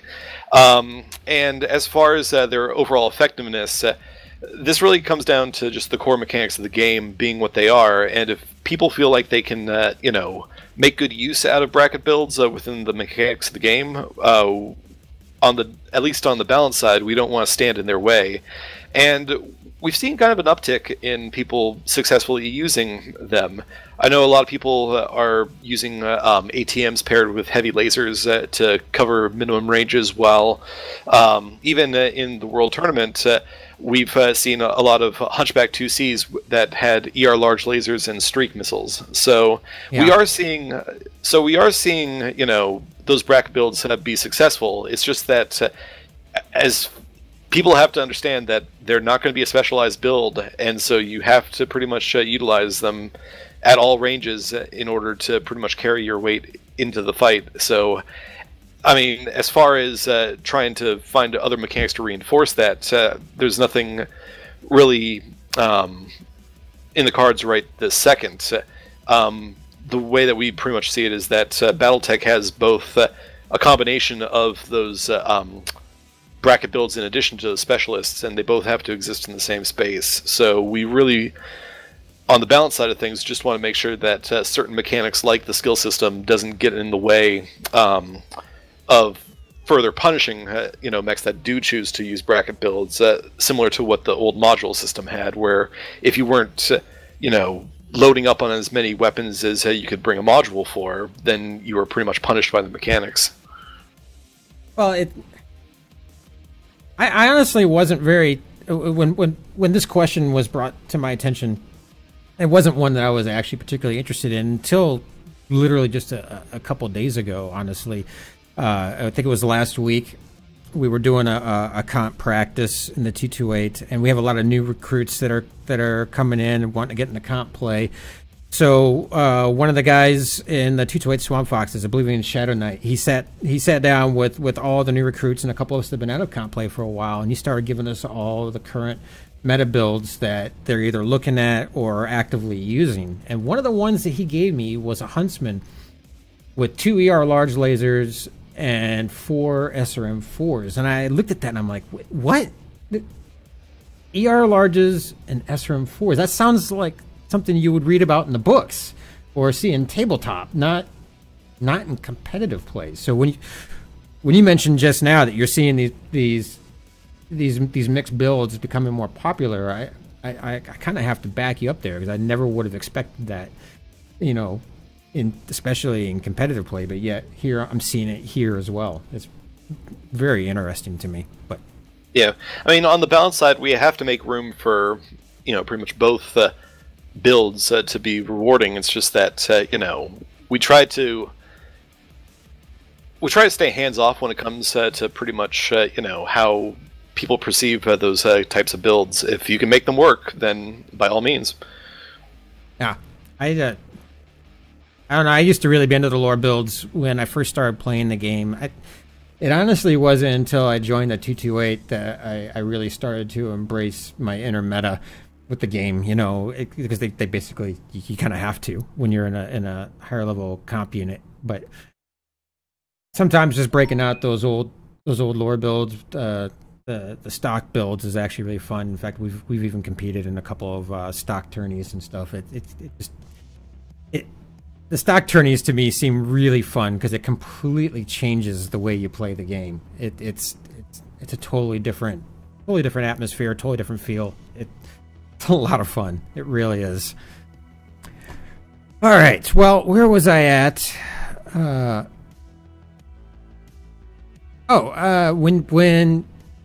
When you guys decide upon, okay, you're addressing issues that people are bringing up on the forums. You personally looked into an issue where something is just seems to be overperforming. Let's call it. Let's go back to flamers. I'm gonna probably just use flamers all the time here because, okay.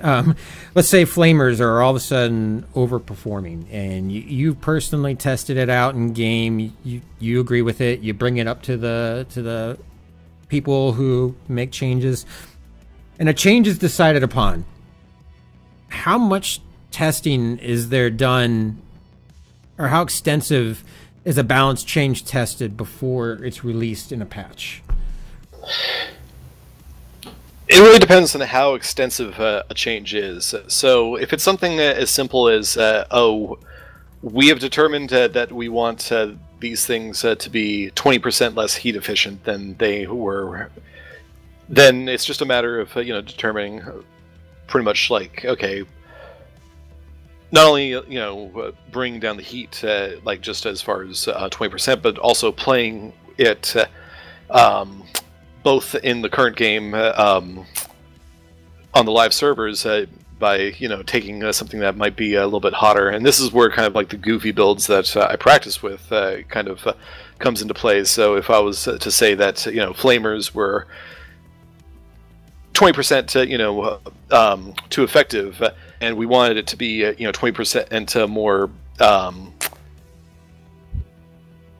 in the heat department, I would probably try to find a build where I would take 20% more flamers and test it, you know, what that change would look like on the live builds, even if it might not necessarily mean that, you know, my mech would perform ideally because of whatever goofy loadout I have to do to achieve that. It's really just a matter of trying to, like, monitor the heat dial, as well as, you know, testing in, you know, the our internal builds as well, what that would change would look like on the actual weapon system.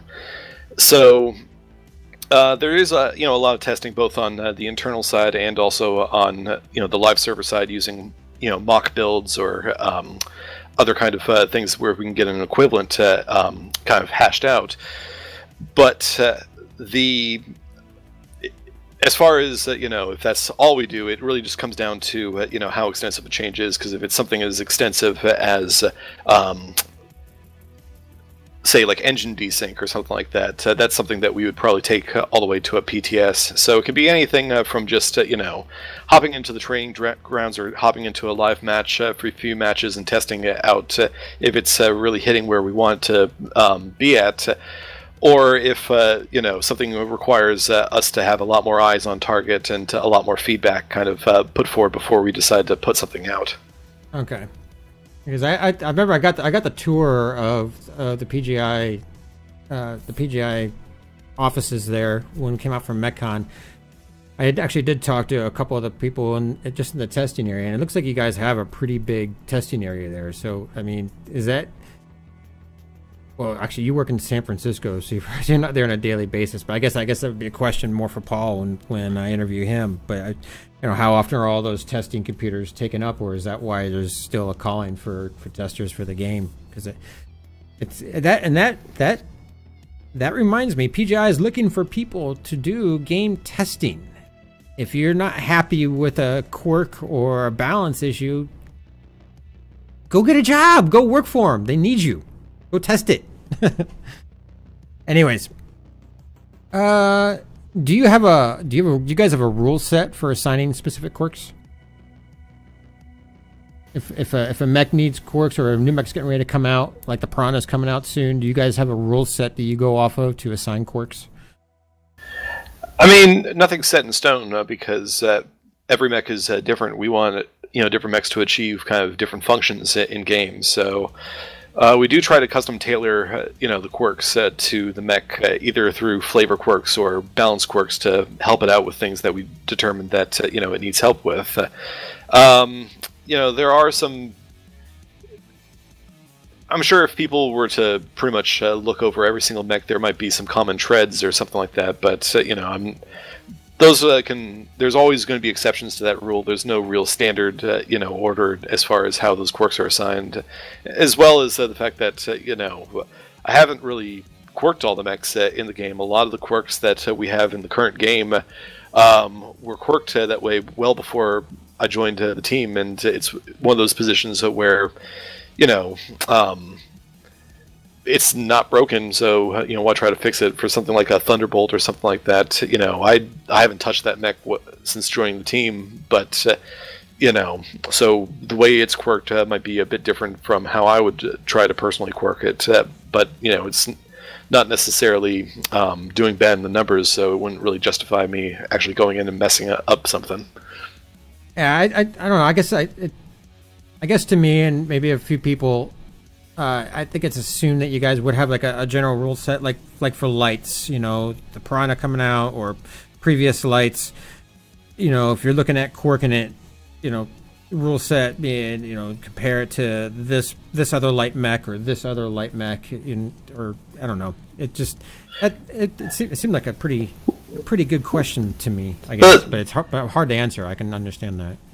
Well, it's one of those things where quirks are almost like tools in a toolbox.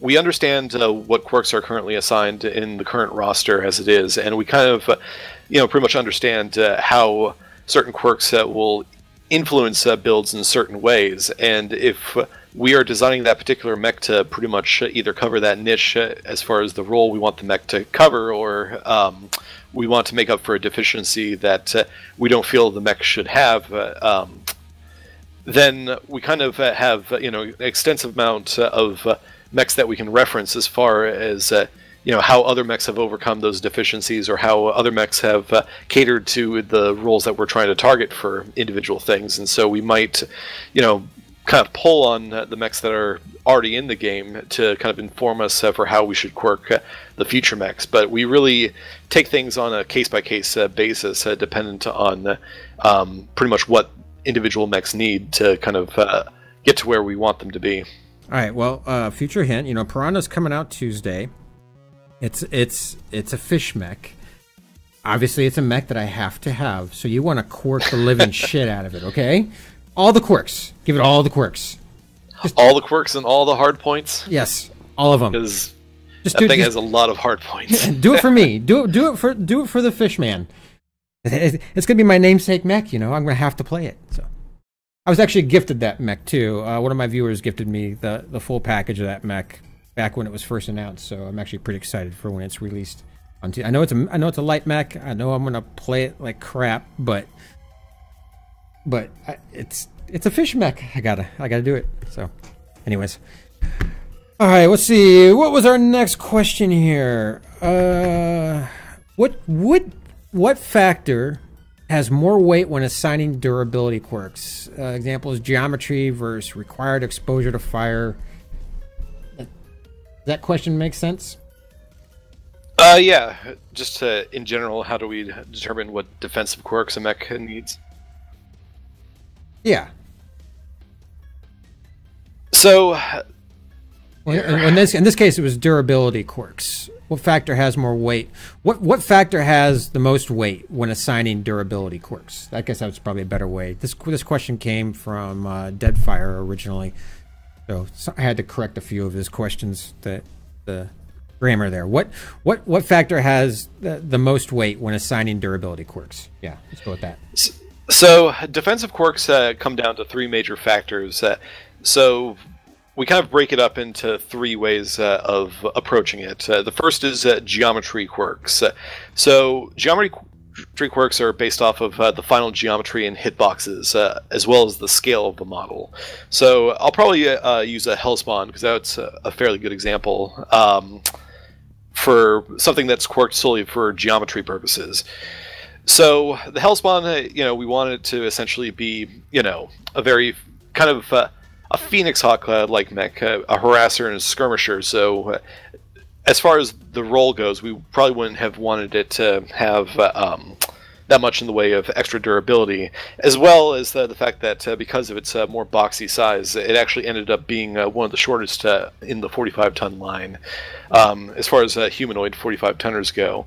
So, but when we examine both the missile pod on it as well as the left torso, they are very large in comparison to how the rest of the geometry is distributed on the mech. So when we reviewed the left torso, for example, we reviewed pretty much the frontal profile and how much of that left torso takes up the frontal profile when shooting the mech, as well as how easy it is to hit from pretty much all different angles. And because the left torso on the Hellspawn is kind of enlarged compared to many of the other hitboxes because of its kind of anemic shape, that's pretty much how we determined that it needed to be the biggest boost in a location on the mech, which is why we quirked it as such.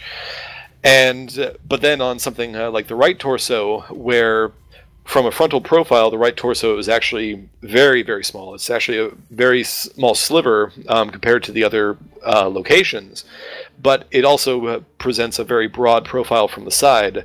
So that was a case where we pretty much didn't need to have the same amount of durability quirks as the left torso, because it's a much smaller location to hit, and it's only really an easy target to hit when you broadside it from the side. So that's pretty much why we decided to pretty much only give it a little bit of a boost through structure instead of armor, because where the left torso is a a very large target, especially from the frontal profile, the right torso is, very slim and only really an issue when you broadside the mech. And, because those two components made the center torso fairly narrow in of itself, that's pretty much why the center torso didn't really get that much in the way of geometry quirks. So the next type of quirk that we quirk as far as the defensive quirks is flavor quirks, and this kind of comes down to what we want the mech's role to pretty much be in the greater lineup of things. So, in this case, continuing with like the Hellspawn line, the 9F, we determined we really wanted that to have much more of kind of a tanky niche to it, as opposed to more of an offensive-centric niche. So it didn't get that much in the way of offensive quirks, but instead got boosts to durability quirks to help it complement the MRMs that the base model comes with, and it got those in addition to pretty much the quirks that we had for geometry. So we'll where we feel like we need to, we will layer role-centric quirks with geometry-centric quirks as well. And then the third kind of thing that we quirk for is omnipod quirks. So this kind of comes down more on the clan side of things with the omnipod system.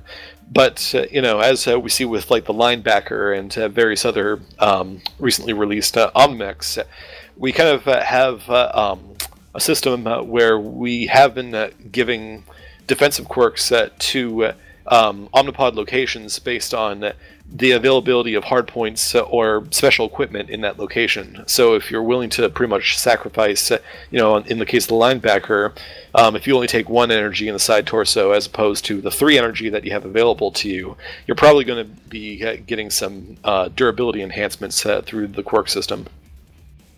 All right, that makes sense. This was actually one that the way I formed that question came from Deadfire, but there was a very similar one that was asked on Outreach. That was actually one that came up a couple times. So if I know the one on Outreach. In fact, if I scroll down to the bottom of my list here, yeah. So like, why armor versus structure? This was actually from Lan Zhang from Outreach HPG. Why armor versus structure? Seems like one pattern is that if something has energy, it gets structure. Ballistics or missiles, it gets armor. And he said doesn't make much sense. I actually answered that one, at least in my personal opinion, on Outreach. Because to me, it seems like ballistics, especially the AC2s, UAC2s, etc., they require a lot more phase time. So it would seem like to me a ballistic mech would get more armor versus, something, with lasers, PPCs, especially PPCs and pulse lasers. It's a real quick shoot and twist. So you might want more of the agility quirks, etc. Is any of that make sense to you? Well, I mean, it really comes down to the individual mech, because when it comes to quirk assignments, we have to take a look at what the entirety of the mech brings to the table, and not just what individual aspects crop up. So this is something where we do factor in the amount of hardpoints it has, the types of hardpoints it has, how well those hardpoints synergize with each other, how high those hardpoints are, how tightly clustered they are for convergence and various other things, as well as access to other types of equipment such as jump jets, ECM, and various other things. So it's not that any one individual mech follows some generic rule that we just kind of apply to everything across the board. It really comes down to like, what mech are we talking about, and what's everything that contributes to the way that the mech is. So, in some cases, we will use structure quirks as instead of armor quirks, where one is more offensively inclined than the others. Like, I know that in the Atlas line, there's a lot of hardpoint discrepancies between the amount of hardpoints some versions of the Atlas have compared to others. So mechs like the Atlas S that comes with 4 missile hardpoints and a few laser hardpoints and everything. It's got probably, I think, the most hardpoints in that entire line of mechs, and as a result, we basically use structure instead of armor because that within that individual line, it's a much more offensively inclined mech, and we want people to pretty much use it as a much more offensively inclined mech. Whereas something like the Atlas D or K, which simply doesn't have the same amount of hardpoints and weapon combinations that some of the other Atlases have, we provide it with armor quirks more because it doesn't have as many options when it comes to offensive weapon combos and various other things, and so we compensate it through the quirks as far as defensive quirks go. And but this is kind of where it gets a little bit tricky to talk about this because again, we quirk based on everything on the mech. So everything from the geometry, the number of hardpoints that it has, to the convergence and the height of the hardpoints itself. So there's no real hard and fast rule for how we distribute things. It really just comes down to, we know that armor is something that is much more desirable compared to structure, and we'll use that where we feel like we need to pretty much provide the buffs that we have to when we feel like there's something lacking from any individual design. I can definitely speak to the armor definitely being more desirable. I mean, I'm many of my mechs, if not most of my mechs, I own over 400 of them in the game. When I'm looking at the skill tree, I'm always getting the majority of the armor skills on a mech. Armor is definitely something to look at more, and I think it was Bear Claw I was watching a couple weeks ago in the Atlas K. I think it was Bear Claw. It might have been somebody else. They're running around in an Atlas K, and obviously, it was a higher skilled player than me, but they made it look like it was just the absolutely tankiest, best Atlas out there. I went out and bought the Atlas K again, and I tested it out, and sure enough, it wasn't that bad. The armor quirks, I don't see the Atlas S that much anymore, but I'm definitely seeing more of the Atlas K and the Atlas. Is the Atlas D the other one with the armor quirks? I can't remember. Yeah, the D is. Yeah, it might have been Proton. I just saw that was by there in Twitch chat. It might have been Proton that I was watching with that, but yeah, that definitely the armor quirks are definitely more desirable. And when a mech has decent armor quirks, you'll definitely see it in the game a lot more. It seems like. Yeah, it's funny. There's a few cases though where I think honestly structure does better than armor, like especially in the lighter chassis. For one, because structure isn't something that you actually have to pay tonnage for. Whenever we'd give structure quirks to mechs that say strip things from the arms or whatnot, you actually get more of a benefit because where as something like an assassin, you might want to double up on the armor quirks. That because it's quirked for that. Something that might not have those armor quirks, like say a Hunchback 2C, and you already stripped the armor out of the arms, you're actually leaving more hit points off of the table simply because you don't pay for the structure points compared to the armor points, but you still benefit from it. And also, one thing that often gets overlooked, and this is why things like the Commando can be pretty devastating, is that structure also protects you from pretty much back strikes. So we're seeing a lot in the light category. Somebody was just talking about that in Twitch too. Somebody just mentioned that. Keep going. I'm sorry. Yeah, when it comes to light mechs, we actually find that sometimes giving structure benefits are better than armor benefits because it's just more hit points on the table. And when it comes to things like airstrikes or these things that could hit you in the back when they're already stripping armor from the back, having that extra structure could actually be more beneficial than the armor, since the armor almost always gets quirked for the front armor, not the rear armor. And it's something that you actually have to invest tonnage in to pretty much, enhance. So, I mean, as a generalization, we know that armor is always, going to be better than structure. But it is something that, I think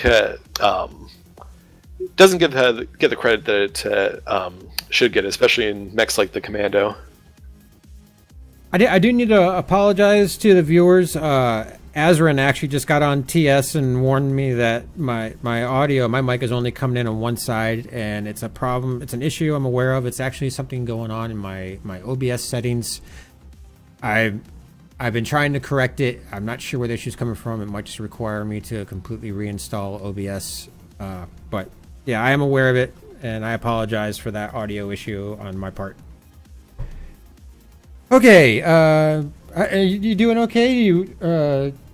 We've been going at this for almost 2 hours now. I just want to make sure you're all right here before we dig in further. I only have a few more of these questions left. Oh, actually, I had more than I thought I did. All right, well, we'll keep going here. You just let me know when you're good, because we do have to get to the viewer questions as well too. How do you think the recent engine desync has affected different chassis? Example, the 100-ton mechs, lights, etc. Overall, how do you guys think that is affecting them, and is it good? Oh, I think it depends on where your barometer is as far as what mechs you like to pilot. The big thing about the engine desync was that we wanted to very much narrow the gap between those low engine cap mechs and the high engine cap mechs to make them play on a much more even playing field. So, in regards to how we feel it helps, when it comes to the general goal as far as bringing better parity between those, it pretty much did what we wanted it to.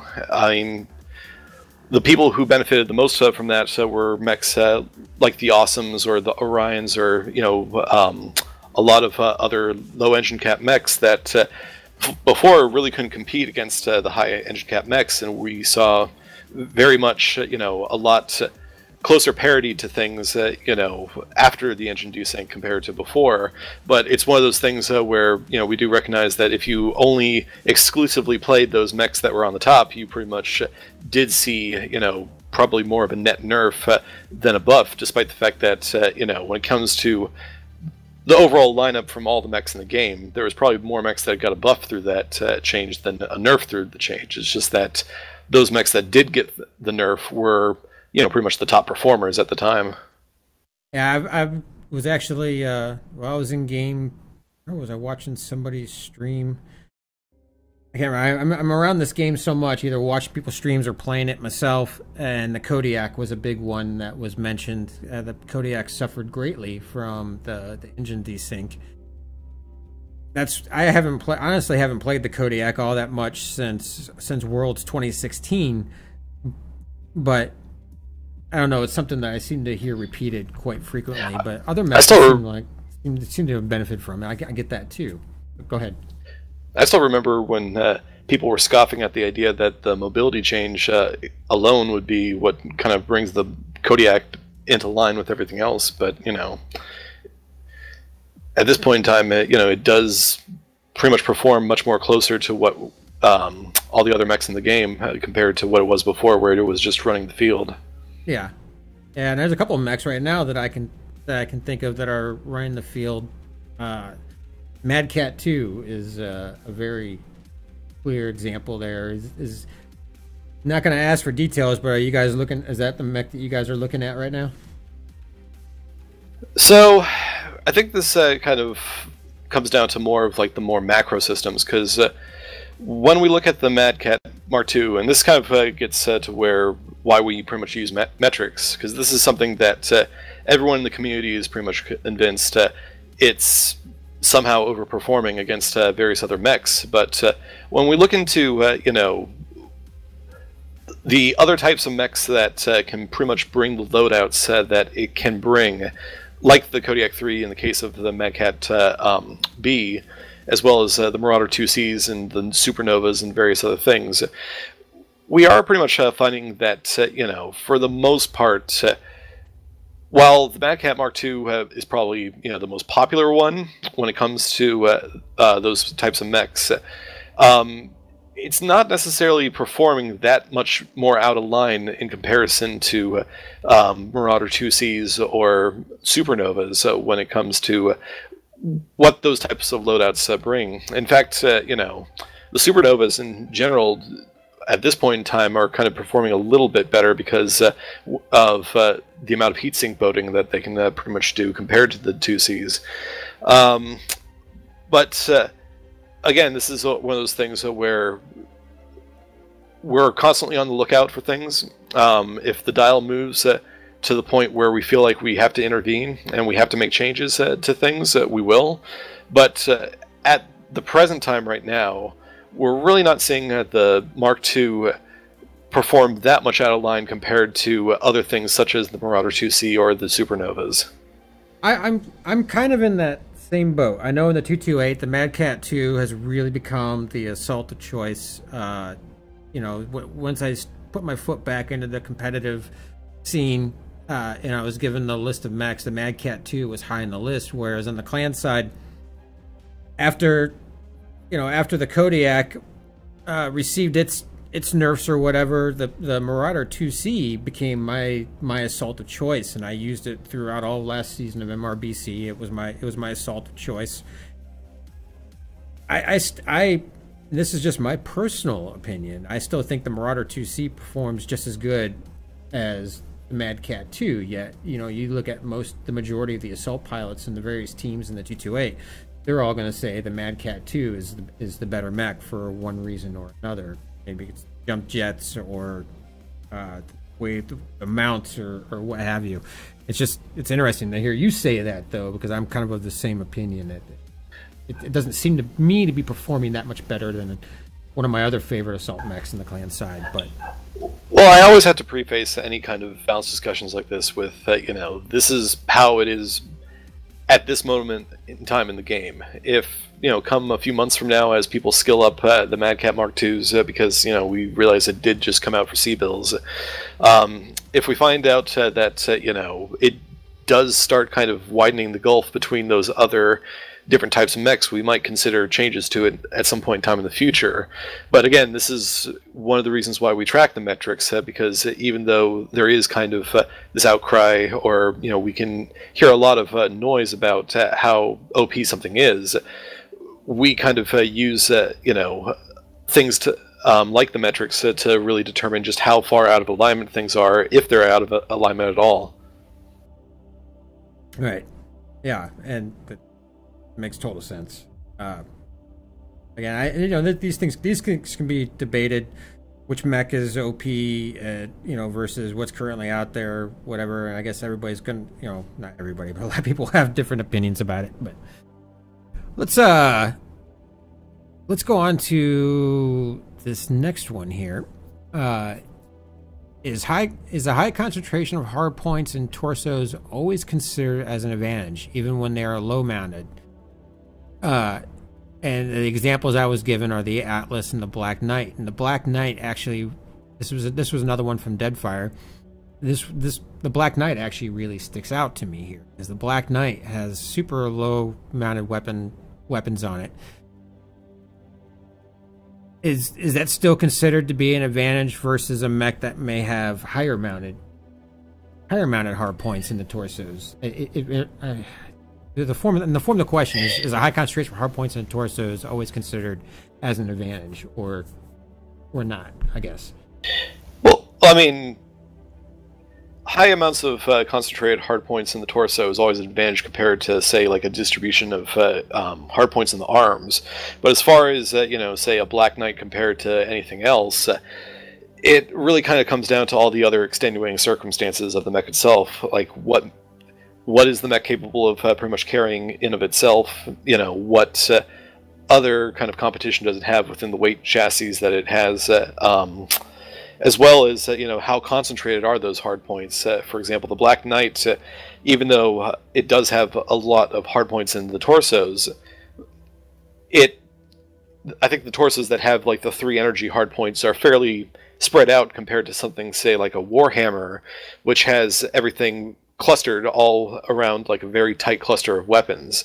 So it really kind of comes down to the greater sum of all the other parts that are going on to it. Like, there's no one silver bullet that will either grant a mech all the quirks in the world, or doom it to not getting any quirks at all. It really comes down to how a lot of different factors all add up within the chassis itself.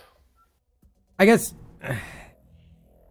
and that makes sense. I guess when I think of the Black Knight, and I'm glad Deadfire mentioned that one. When I think of the Black Knight, when it first came out, I just couldn't get over its low mounted weapons. You know, I could get into a Grasshopper, put 5 ER large lasers in it, and even though 3 of them will be lower mounted, you know, you get 2. I think the Grasshopper 5H, 2 in each torso, side torso, 1 in the CT. 2 of those ER large lasers are going to be up high, so I'm able to snipe those mechs from across the map. And then I have 3 more down low. When I get a good open shot where I can expose my full upper torso, I can fire off those other 3 to get that extra damage. Whereas in a Black Knight, I always have to expose almost the entire upper torso to get those energy weapons off to do the same thing. And so I guess that was the point of that question there, because it, you know, is it always considered an advantage if a mech has a whole bunch of them in the torsos there? But I don't know. It's just yeah. I mean, it all depends. I mean, if you're in, say, like a Mad Dog and you have all the energy hard points like magically in the side torsos, but they're still as low as the arm hard points, they're not going to be there's no valued advantage as highly as something like the Grasshopper P, for example, which has the 4 hard points that are fairly high mounted. Mm-hmm. Yeah, I think that was the point of that question there. So yeah, makes total sense to me. Let me see here. How do you... This was another one from the community here originally. How do you know when a weapon is overperforming? I think you might have kind of covered this a little bit already, but I just want to make sure I got the question out there for the person who asked it. So it's usually when it is... It usually falls into 2 different factors. When a weapon is pretty much able to exceed in the spot that we designed the weapon to pretty much exceed in, kind of its design niche, but is also incredibly powerful in other things that we might not necessarily want it to occupy, because we want other weapons to pretty much fill a similar niche. Or the other factor is often when a weapon is so good at its one niche that it pretty much invalidates all other options of things that operate within the same space as it. So if, for example, like an ER laser compared to a PPC kind of occupies that same that same overall niche of like that long-range weapon. Yeah, long-range energy. Yeah, and so if one was basically just the clear choice to take over the other, then we would probably consider action in either direction. And as far as determining whether we are going for either buffs or nerfs, that kind of comes back around to the greater weapon lineup as a whole. And again, if one weapon is basically able to both exceed at the niche that it's designed to do, but also cover a whole bunch of other things as well, as far as what you're capable of doing with the weapon, then that's usually when you would target it for something of a reduction. Whereas if something is say not as good as another at its own individual niche, but then you look at the greater weapon lineup and it isn't really that overperforming in comparison to everything else that's going on, that's usually when we would consider like a buff to something. Okay. Is that kind of how like the Gauze PPC nerf came about? And does that metric apply to the weapon combinations? Pretty much, and it also comes back around to just globally, like what we want to do with when it comes to just weapon design in general.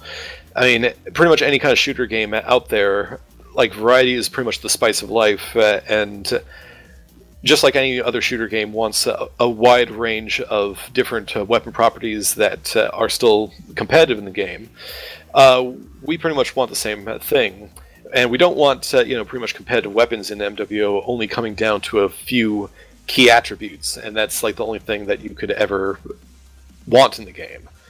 At the end of the day, we still want spread weapons like the MRMs and the various things that spread damage to pretty much compete with direct fire weapons, as well as mass pinpoint alphas. So we have to just keep in mind what all the weapons are pretty much capable of doing, and pretty much show what we want to enhance in the greater lineup as a whole. And in the case of Gauss PPCs, this was something that kind of hit a lot of points. For one, the Gauss PPC combo was something that benefited the clan mechs much more than the Inner Sphere mechs because of what kind of mechs were able to bring to the table, how sustainable you could be with Gauss PPC on the IS side compared to the clan side, as well as how effective that combo was, not just at extreme range, which is what the Gauss and the PPC weapons were, but also how it pretty much, was still just as effective at brawling range when we really want other weapons to shine. Right. Right. Okay. How do you guys choose your balance goals? Examples: damage per second, heat, cooldown, etc. What means do you go about to set goals for balance there? So it all comes back around to just kind of the core concepts of the game itself. MechWarrior Online itself is a game that's pretty much driven by the Mech Lab itself. It's a game that has a very heavy amount of customization as one of the primary hooks to the entire MWO experience in of itself. And with that amount of customization kind of allowed to the players, we need to make sure that players who are not just new to the game but also want to experiment within the context of the game aren't just going for one right answer. So any kind of option that we present players within the Mech Lab itself needs to kind of have a counterbalance to it. This is, do you pick long-range builds as opposed to close-range builds? Do you pick, large engines compared to smaller engines? And these kind of core concepts and core ideas that we present players in the Mech Lab pretty much drive kind of the rest of the MWO experience because we want the Mech Lab to pretty much have as many viable options that we can when it comes to customizing your mechs. So that pretty much drives a lot of, as far as our route when it comes to deciding what direction to go with certain balance changes. Because at its core, we want every single option that we present to the player within the Mech Lab to not just have one right answer. Like we want to make sure that under the right circumstances, depending on how you wish to customize your mech, if you're able to utilize your mech in the way that you've designed your mech to do, that you can be successful within the context of the game and not be punished by picking the right or picking the wrong upgrade or picking the wrong weapon to bring to the table. All right. Okay, so I apologize. I'm actually looking at everything that's going on now. I'm getting messages left and right, and I'm trying to make sure I'm not doing something wrong here. We are near the end of the questions that I had originally gotten from the community. Like I said, I reached out to the community a while ago, last fall, looking for important questions to ask Chris. Most of these last questions have come from the community, whether they have come from the 228 or other members of the community through outreach and stuff. I've only got a couple of these left, but this next one is... Actually, no, I'll save that one for last. This next question actually comes from Kazelric. This one was one that was originally put onto my document when I first made the call back in the fall. Are clan mechs powerful enough to warrant the 15-ton disadvantage per drop deck in faction play? If you feel so, please explain why. You don't do a lot with faction play though, right? You don't have much involvement there, do you? No, so I'm not the one to ask when it comes to faction play. Those numbers were in place well before I joined the team, so I'm not sure what was involved with the decision to make those that 15-ton differential. But what I can say on this is that baseline intersphere versus clan balance is one of the major things that we're trying to accomplish on my side of the equation when it comes to overall game balance. And it does inform many, but not all, of the changes that we do put into the game. So in the long run, the hope is that we can get a better baseline balance out of the core game that can lead to those numbers coming down. But because I don't really work on faction play, I'm not really the guy to ask when it comes to making that call as to when we would bring those numbers closer together. Is there a head faction play person with PGI that these guys can start pinging on Twitter? You don't have to give me a name, but is there somebody that we need to get Queen Blade working on to figure out who it is? Well, Russ and Paul are probably your best bets because those are the guys who can, pretty much drive that discussion internally. Okay, all right. Russ and Paul, action play. Russ and Paul, bring your questions to them. And Paul has agreed to do an interview with me. He's going on vacation here before too long, so we're probably looking at doing that one in March or April. So he did verbally agree to do an interview with me. So for those of you in faction play, that would be a good time to ask those questions. Okay, let me see if I can make sense out of this next one. Animusha Shin asked, is it definite that all skill tree boosted armor structure values are stored on the server side up to 2 to 3 decimal places? Some concerns about missing boosts not displayed in the MechLab UI. Does that make sense to you? I understand what he's trying to get to, but I'm trying to determine if yes or no is the right answer. So basically, what he's asking is because the skill tree boosts are multiplicative, you sometimes do get fractions of a point of armor pretty much applied to the mech, and that is the case. So if 20% of whatever the armor you have on the mech would boost you up to something like a 0.5 or a 0.75% of a point of armor, that stuff is tracked in the game. Like, we do track fractions of whole numbers, which is why we're able to get laser burns and various other weapons in the game that have the degrading damage. So just like how the weapon damage can degrade and get tracked on the fractional basis, so too can the skill tree and the armor quirks. It's just that when it comes to the actual front end in the UI, only whole numbers are displayed in the MechLab and the UI. So I'm not the UI designer, so I wouldn't really know what's involved with that or what's involved in changing that. But as far as the gameplay side of things, if you do have fractional points of armor, those are tracked by the game. Okay. Well, Animusha Shin, I hope that answers your question there. Like I said, that was one that was given to me a long time ago when we first started discussing this and I first put the calling out to the community. Keep that in mind, viewers. When I'm getting ready to do an interview with somebody, for example, like I said, I'm going to be interviewing Paul here, hopefully in March or April. I'll put out a calling to the community and even share a document that you guys can actually put your questions right into. That way you know that there's a very good chance that your question will get looked at and asked. Most of these questions, like I said, came from the community.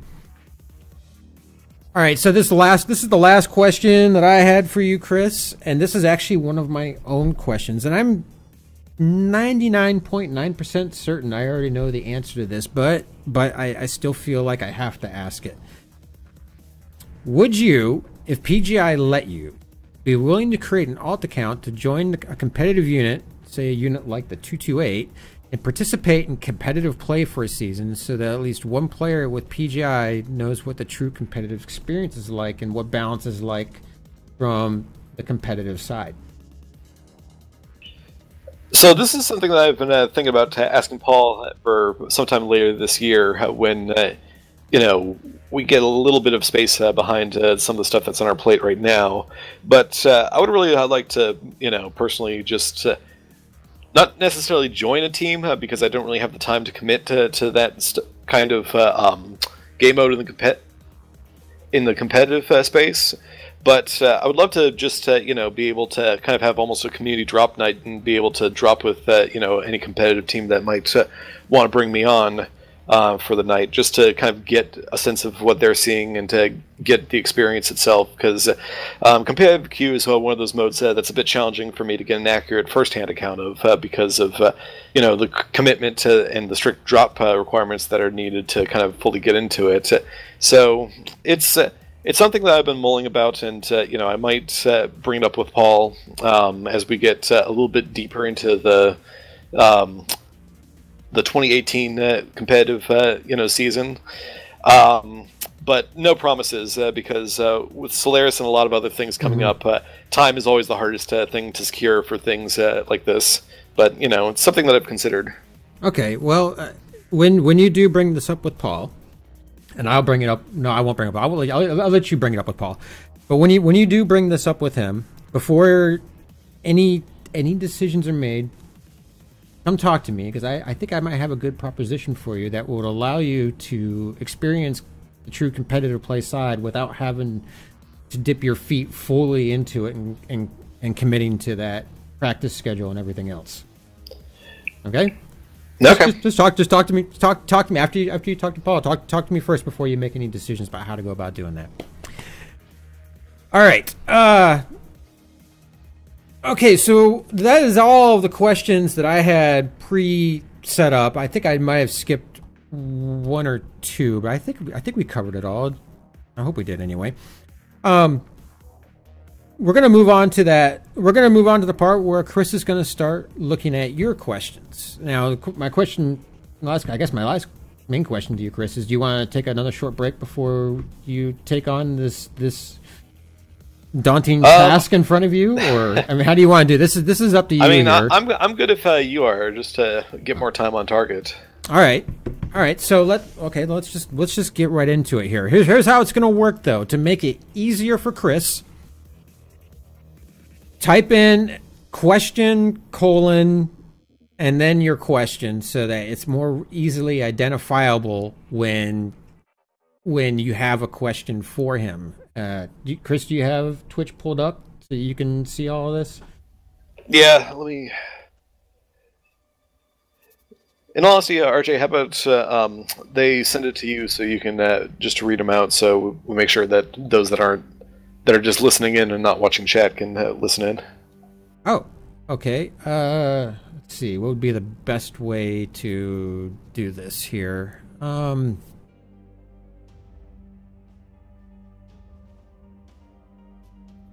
Okay, let's see.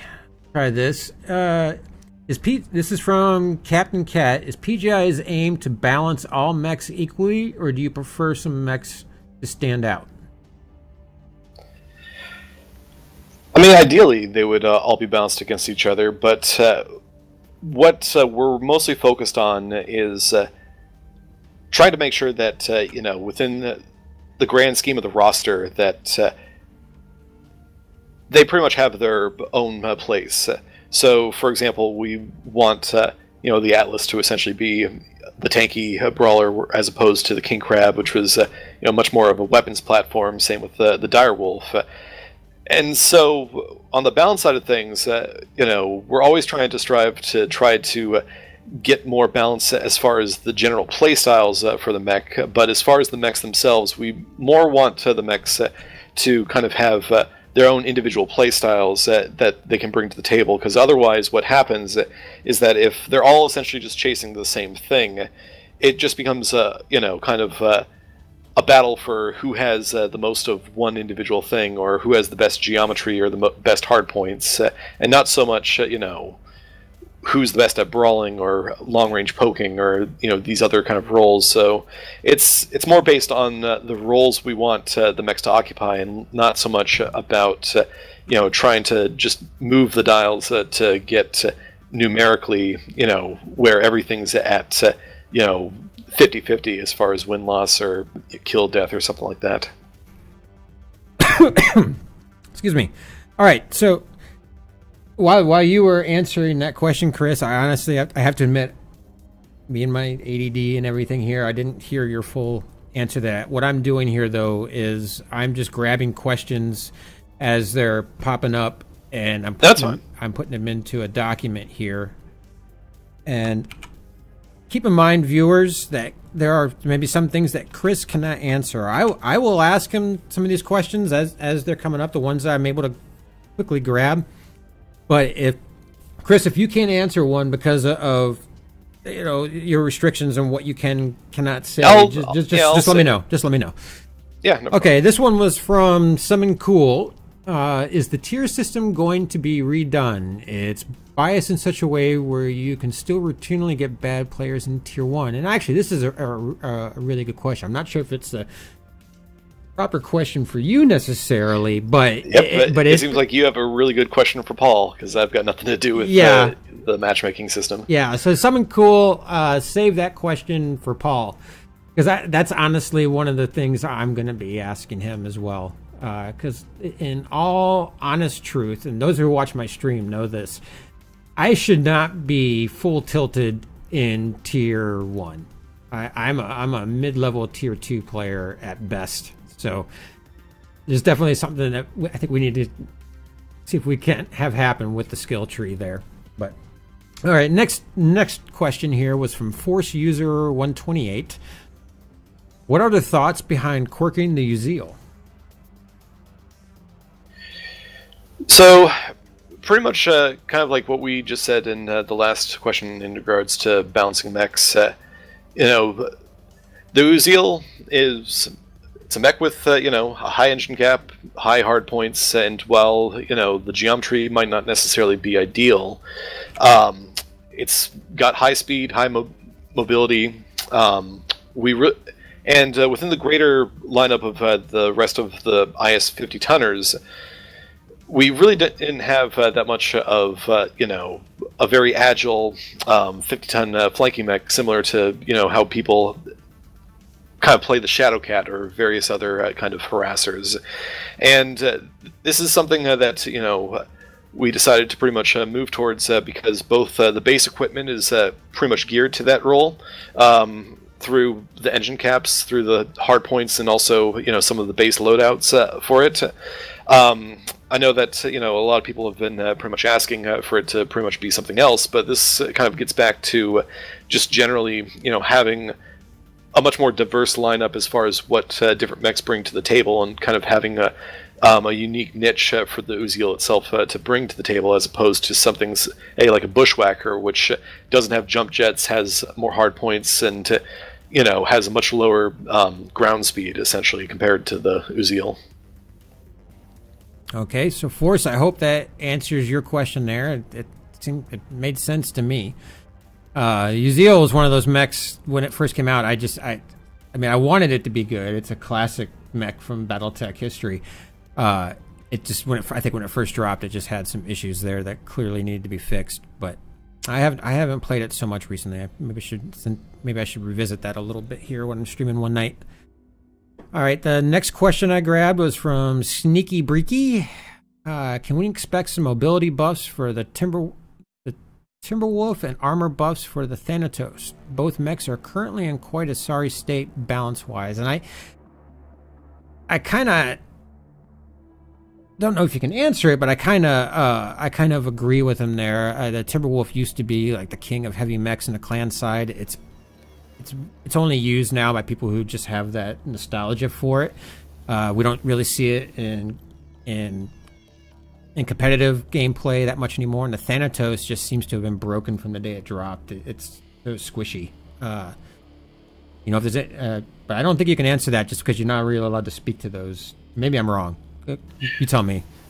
Well, The Thanatos I can't really speak to because, it's recently released, and again,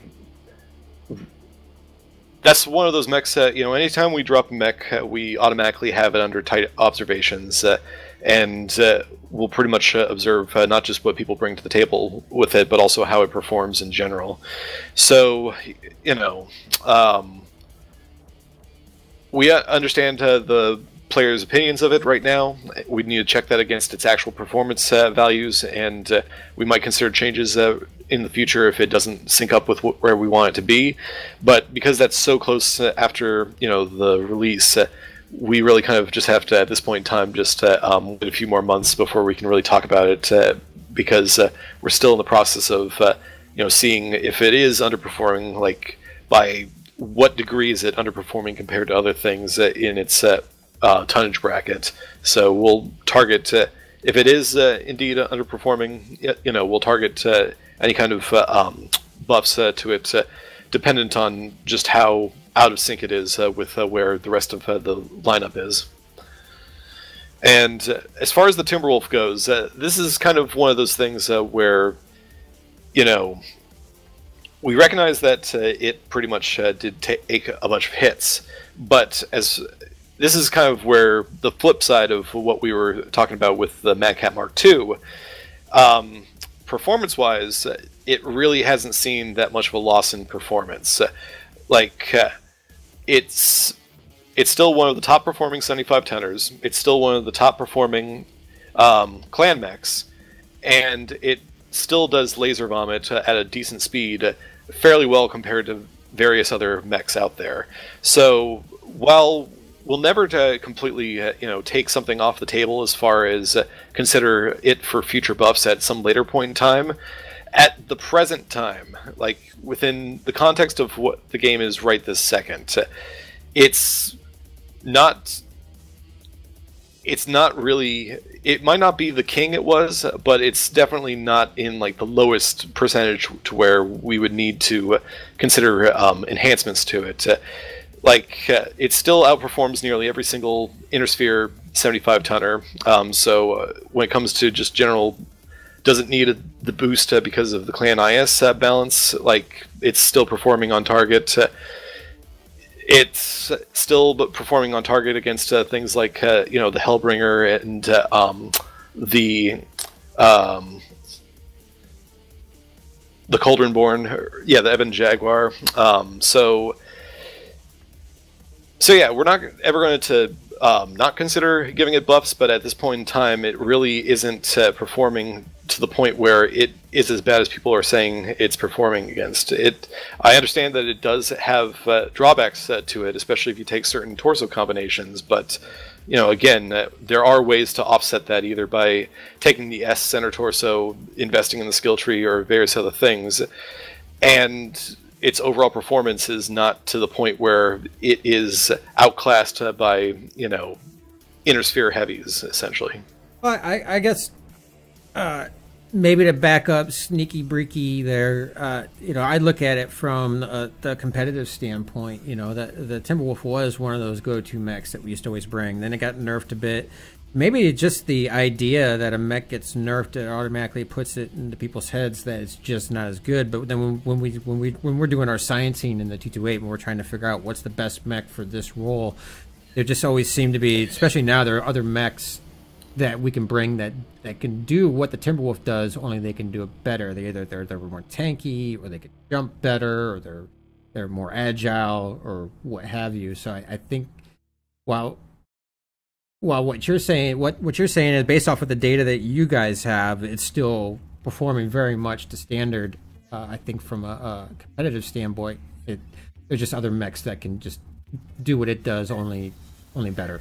Yeah, because out of the 775 tonners in the game, pretty much what three IS 75 tonners are currently overperforming against the Timberwolf in everyone's point of view? Because again, we have to consider not just what's on the competitive side of things, but also how it stacks up with the overall lineup of mechs for quick play and CW or faction play as well. And so while I understand that it's not out of favor, or it's pretty much fallen out of favor on the competitive side, it still gets used in competitive play, and it still gets a fair amount of performance when it is used in competitive play. And it's not to the point where it is underperforming against much of the rest of the line up when it comes to heavy mechs. So we're not. This isn't to say that it will never, get buffed. Right. Again, we monitor these things constantly. If it ever gets to the point where we feel like it needs to get enhanced, we're not going to hesitate on pretty much, giving it the enhancements it needs. It's just a question of, is it really as bad as people say it is right this second? Oh, I get it. All right, the next one here. I should probably pre-read these here before I ask them.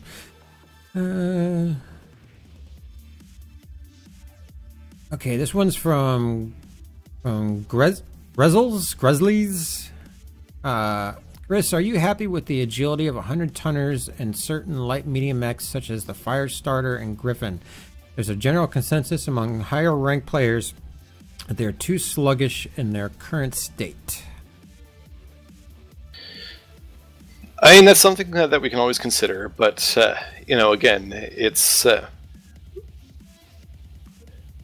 we have to review it against everything else that's around, and I'm not going to discount that. I will say that, we are looking at... Kind of like the Timberwolf there? It's just something that's got to not be... so much... Okay. Not so much like the Timberwolf. There may be some things that, come...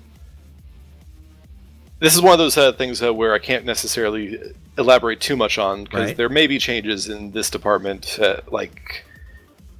but nothing specific at this point in time that I can divulge. Okay. Moving on. Yeah, if we feel like we need to make improvements along that line, we will. All right, Charlemagne66 asks, why are small pulse lasers from both sides inferior in every way to medium pulse lasers and medium lasers other than DPS numbers from a spreadsheet rather than real info? Is that... I'm going to copy and paste the question in TeamSpeak. Maybe I'm not asking it right. I mean, this is, again, something that is going to be subjective to personal opinion and not something I can really comment on, because it's going to go up against, people's personal opinion. I mean, again, we take all these things into consideration. There may be changes on the horizon when it comes to small lasers, but when it comes to small and small pulse lasers, this is something where small pulse lasers cannot just go back to pretty much being the outright superior choice and just pretty much do everything that all the other versions of the small laser techs do, but just better. So if we do consider improvements to small laser weapons, they'll probably come in the form of, an across-the-board look at the entire lineup and making sure that each weapon within that lineup does have its own niche, because we don't want to get into a situation like before where the small pulse laser in of itself pretty much just is the one thing that you would ever need, as opposed to any other small laser weaponry. We want each of them to kind of bring its own niche to the table. Okay. Now, the next question was from a Destria that I picked up. That's about the Timberwolf. We just discussed that. Relutris asked about small pulse laser balance. We just covered that.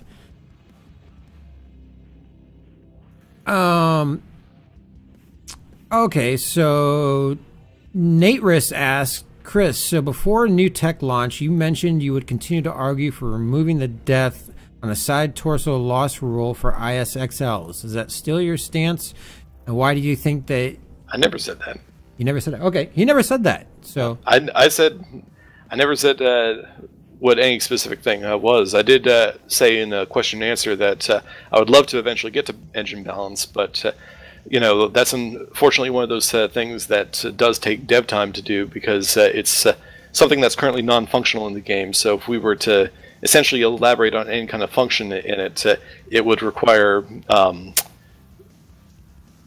a lot more personnel than just myself to actually get into the game. So it pretty much means that it takes a lot more of a commitment to actually get anything in game. Not saying that we're not going to consider any of changes or anything like that. It's just that nothing on the horizon. And as far as what those changes are, like, we've never committed to any kind of individual implementation. Well, it seems like with the LFEs out now too. I mean, I don't know. It seems like they've kind of filled that. They're not as good as Clan XLs, but Clan Tech was. I mean, since it was first introduced in the BattleTech franchise, though, it always been better. And that brings me to a question of my own, and this is probably more a question for Paul, but I'm going to shoot it by you all the same. What year are we in now in the game? 3061, something like that, or 3059? Where are we? I think we're 3059, 3060, somewhere in there. It seems to me it's not so much about the year so much as the tech at this point. I think that, like, some of the Kodiaks that we have in game are pretty much Jihad Kodiaks, but because they don't use any kind of special tech, we have them in game anyways. So it's less about exactly what year it is and more about the tech that we have available in the game. Right. Okay, so this next question then. This is one that I've actually wondered about myself, and again, it might be more a question for Paul, and feel free to say that once I ask it. By 10 years after the clan invasion, the IS had started capturing clan mechs and using them on the clan side. What are the chances we're going to see IS versions of clan mechs popping up in the game? I mean, that's entirely a Paul question. I have no bearing on that. But, as far as the way that we're currently going, we do pretty much separate the IS and the clans, and we are balancing asymmetrically for it. So, any change to pretty much that would be a pretty major shift in the way that things currently work in the game. So that would definitely be more of a Paul initiative than anything that I would be able to comment on. That's kind of what I figured there. That's definitely a question for Paul in March. All right, Lord Kentar is asking the hard questions. You ready for this one? Sure. He's really digging in there. I can't imagine the amount of work you guys put into this game. Do you find that you still enjoy the game itself? That's a hard one. I'm saying that was he dug deep on that one. But no, go ahead. No, I mean, I've been a fan of BattleTech for a long time. I mean, I can't speak to everyone on the team, but, for the position that I'm in and, for the kind of work that I do, this is pretty much one of the best jobs that I've personally had. Well, you can kind of tell, what, I mean, I don't have everybody at PGI on my friends list, but I have quite a few of you. And, I can tell a couple of the people that are definitely still enjoy the game. Like Mark Nicholson is in game all the time. It seems like not all the time, but very, very frequently. I see him pop up on my friends list quite a bit. You're obviously in there quite a bit. So there are a couple of people with PGI who you can tell clearly still enjoy playing the game. I mean, and how can you not? It's big stompy robots destroying other big stompy robots. So. All right, Modib, one of my mods, one of my recently added mods. Do you consider AMS to be in a good place right now with the introduction of velocity quirks from the skill tree, or could they take some looking into? I cannot make any personal opinions on things like this. This is something where we really. I have to essentially stay impartial when it comes to all this stuff. We do. Kind of review all the feedback that you guys have, so by all means sound off what you guys feel like, and we will pretty much check it about how effective they are against how we want, pretty much where we want to target them. I mean, I understand that they are pretty much a very light weapon, but on the same token, it's a weapon that not many people utilize once you get pretty high up in the tier rankings. So no, we in fact we rarely use them. We don't use them in comp play, obviously, because we don't see Lerms in comp play, and just very very few players I know of, that especially that participate in the competitive scene that actually use AMS anymore. Yeah, right. I mean, Like anything, we'll always consider improvements if we feel like we can make them.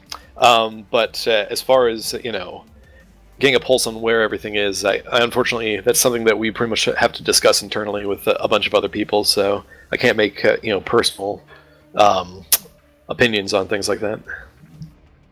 All right. Well, Chris, we've been going for over 2.5 hours now. I usually try to keep my interviews down to 1 to 2 hours.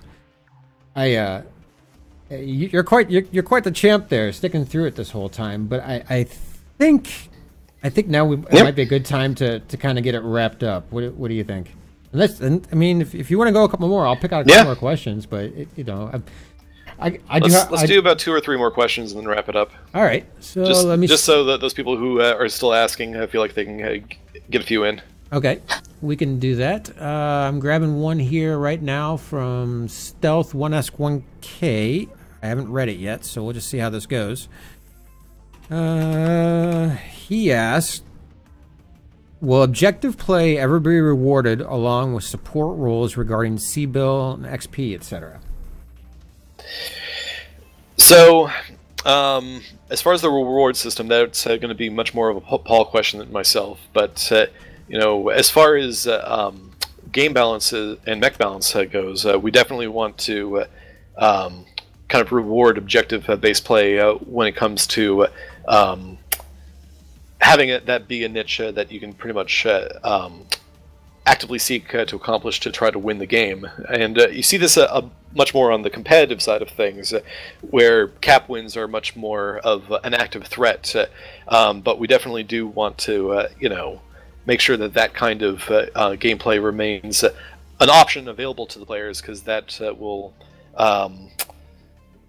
that could essentially change tactics, as well as kind of change the way that you approach bring mechs to a match or customizing for a match. All right. Next question here is from TJ and Katz. Why do medium lasers have longer cooldown than their large counterparts, except pulse and heavies?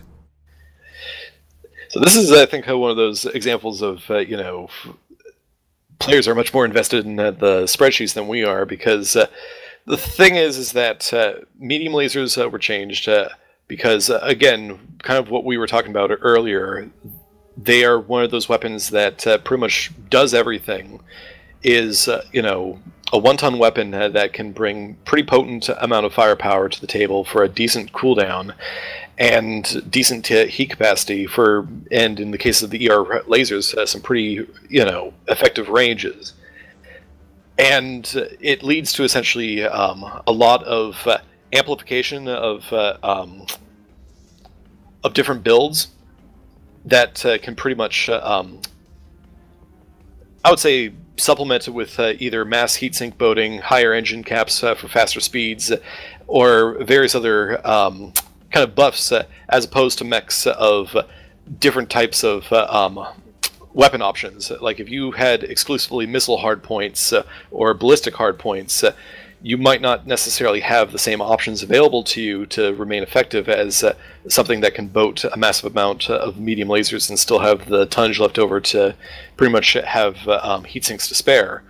So it's one of those things where, yes, it creates this oddity within the context of the spreadsheets when it comes to the entire weapon lineup, but when it comes to how the weapons interact with each other in the active game and what you're able to unlock for the amount of tonnage invested in the weapon systems, it's one of those things where the previous tuning for for medium lasers in general was just at that point where it was hitting a bit above the belt for where we wanted pretty much the 1-ton weapon investment to be.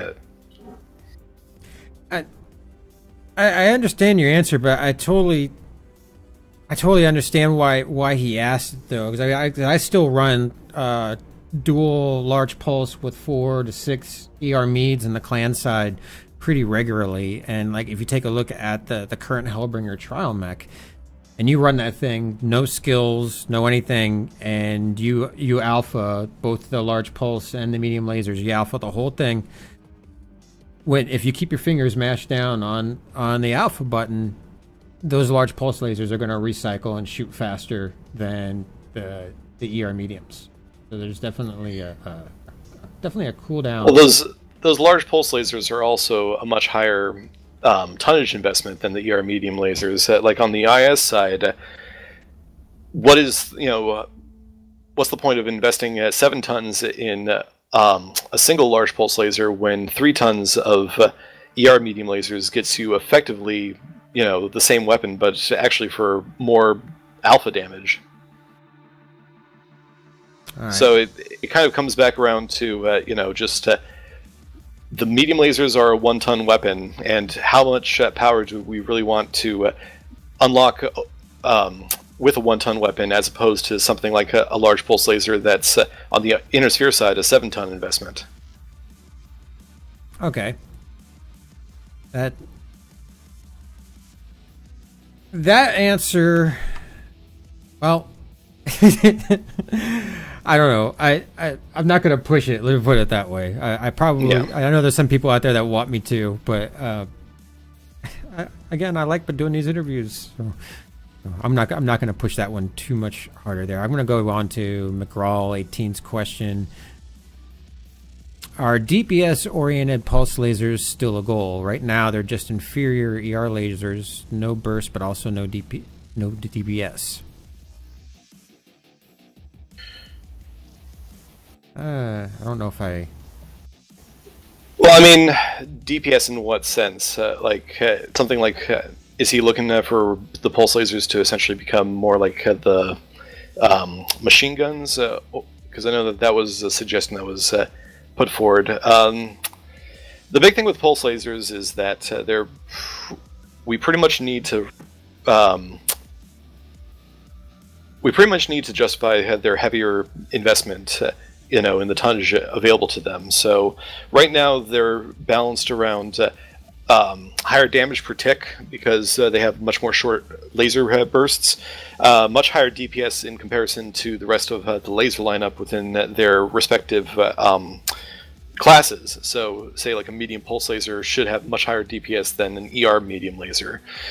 But as far as, and then the other component is it should also have the most friendly heat per damage, so that way the damage that is shot downrange is at a much more effective heat ratio than the rest of it. And those are kind of like the core focal points that we balance the pulse lasers around. So it's one of those things where if we were to make it more DPS orientated, it would be a question of where do we pretty much take that, because the large pulse lasers and the medium pulse lasers I think are pretty much performing fairly well on target. I know that the Wolfhound in particular with a bunch of medium pulse lasers is pretty much a top tier mech right now. We can always consider changes. It's just one of those things for how we fit that in with the rest of the laser lineup, especially considering how similar a lot of the laser weapons are to each other. All right. Okay, so I pulled out one more question after that, but it's one that you pretty much already covered, and it wasn't even really a question. It was more of a statement, and that's the last question I saw.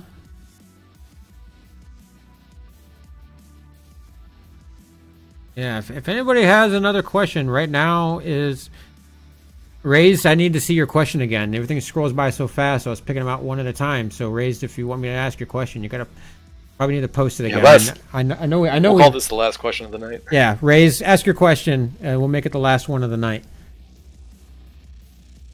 There's about a 10-15 second delay there. And then he's going to have to type it out again.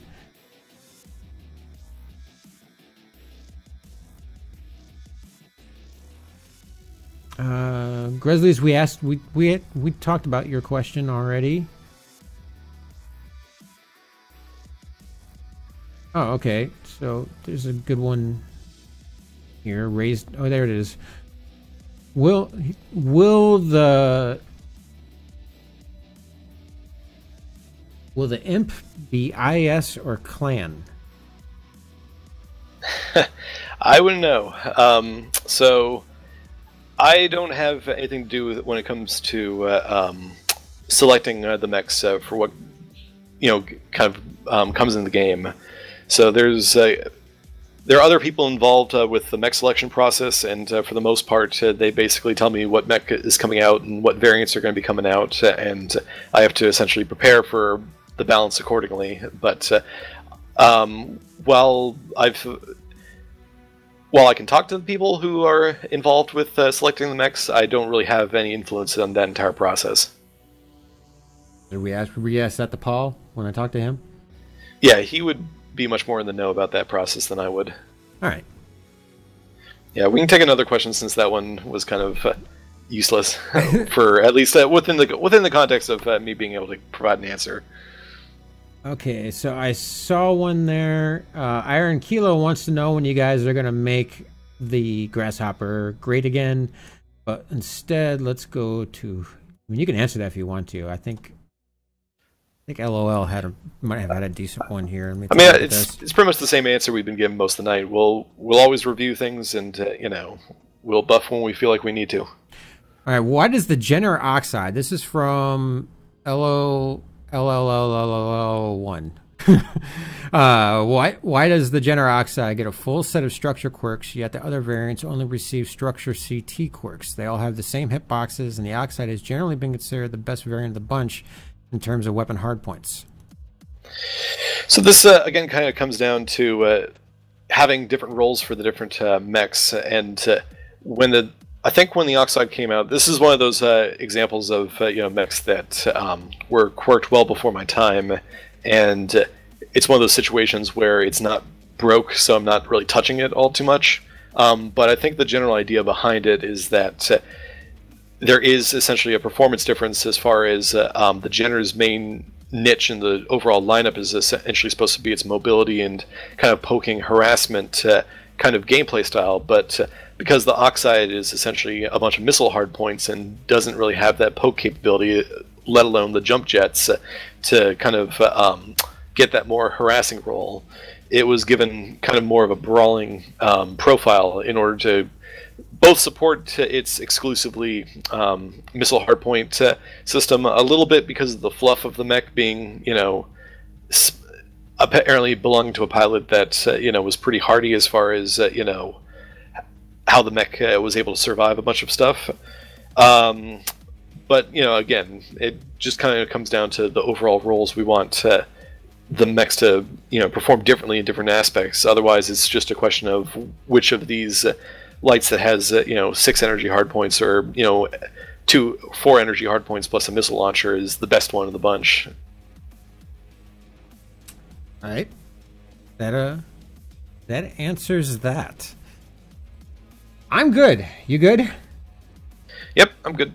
All right, then. Okay, guys. Well, we are almost 3 hours into the stream here. Like I said, Chris, you did. I don't think I did very good, but I think you. I think you did pretty decently here as far as what you covering what you were and were not allowed to say. So, thank you very much for doing this interview with me. I do greatly appreciate it. Thank you to the viewers, everybody who submitted all of your questions, both going back to the fall, more recently on Outreach. I definitely got a few questions from there over the course of the past week or so. Thank you very much to everybody, and again, thank you to PGI for allowing you to do this with me, Chris. I do appreciate it. Thanks everyone for coming out and participating in chat and everything. Yeah, it's a good time. Definitely say hi to your wife for me. I saw her at MechCon, but I didn't really get a chance to talk to her very much there. And I'm also apologize for not hooking up with you when I was out there over Christmas. I just had so much going on, so I would have liked to have gone out and had a beer with you. I just didn't have the time. It's okay. Our families are strung out around the entire Bay Area, so we pretty much do the Bay Area marathon, going from all the way from the North Bay up to Petaluma, all the way down to San Jose, like visiting families. So we were pretty swamped ourselves. Yeah, I was in San Jose, San Fran, Oakland. Even went out to Tahoe. Went skiing for a day out there. So yeah, it was The holidays are just a really busy time. It's hard to get things done around. Oh yeah, no. My mom just retired to Tahoe, so I pretty much had to go from Petaluma to Tahoe to Castro Valley to San Jose. So it's just this huge, pretty much a loop around the Bay Area to visit all the family members. Well, Chris, thank you once again. I really appreciate it. And I'm going to find... Actually, you know what we're going to do, kids? We're going to give Nutty Rat a really, really big raid here. So I'm going to type that in. He's going to flip out. I was the first streamer to ever host Nutty Rat, and since then he has really taken off quite a bit, and so this is just going to freak him out quite a bit. So, guys, again, thank you to all the viewers. Thank you again to Chris, PGI, and everybody else. I really appreciate it. Let's give Nutty Rat the raid, and yeah, look for just a regular stream for me tomorrow night. Thank you, everybody. Peace. Thanks, everyone.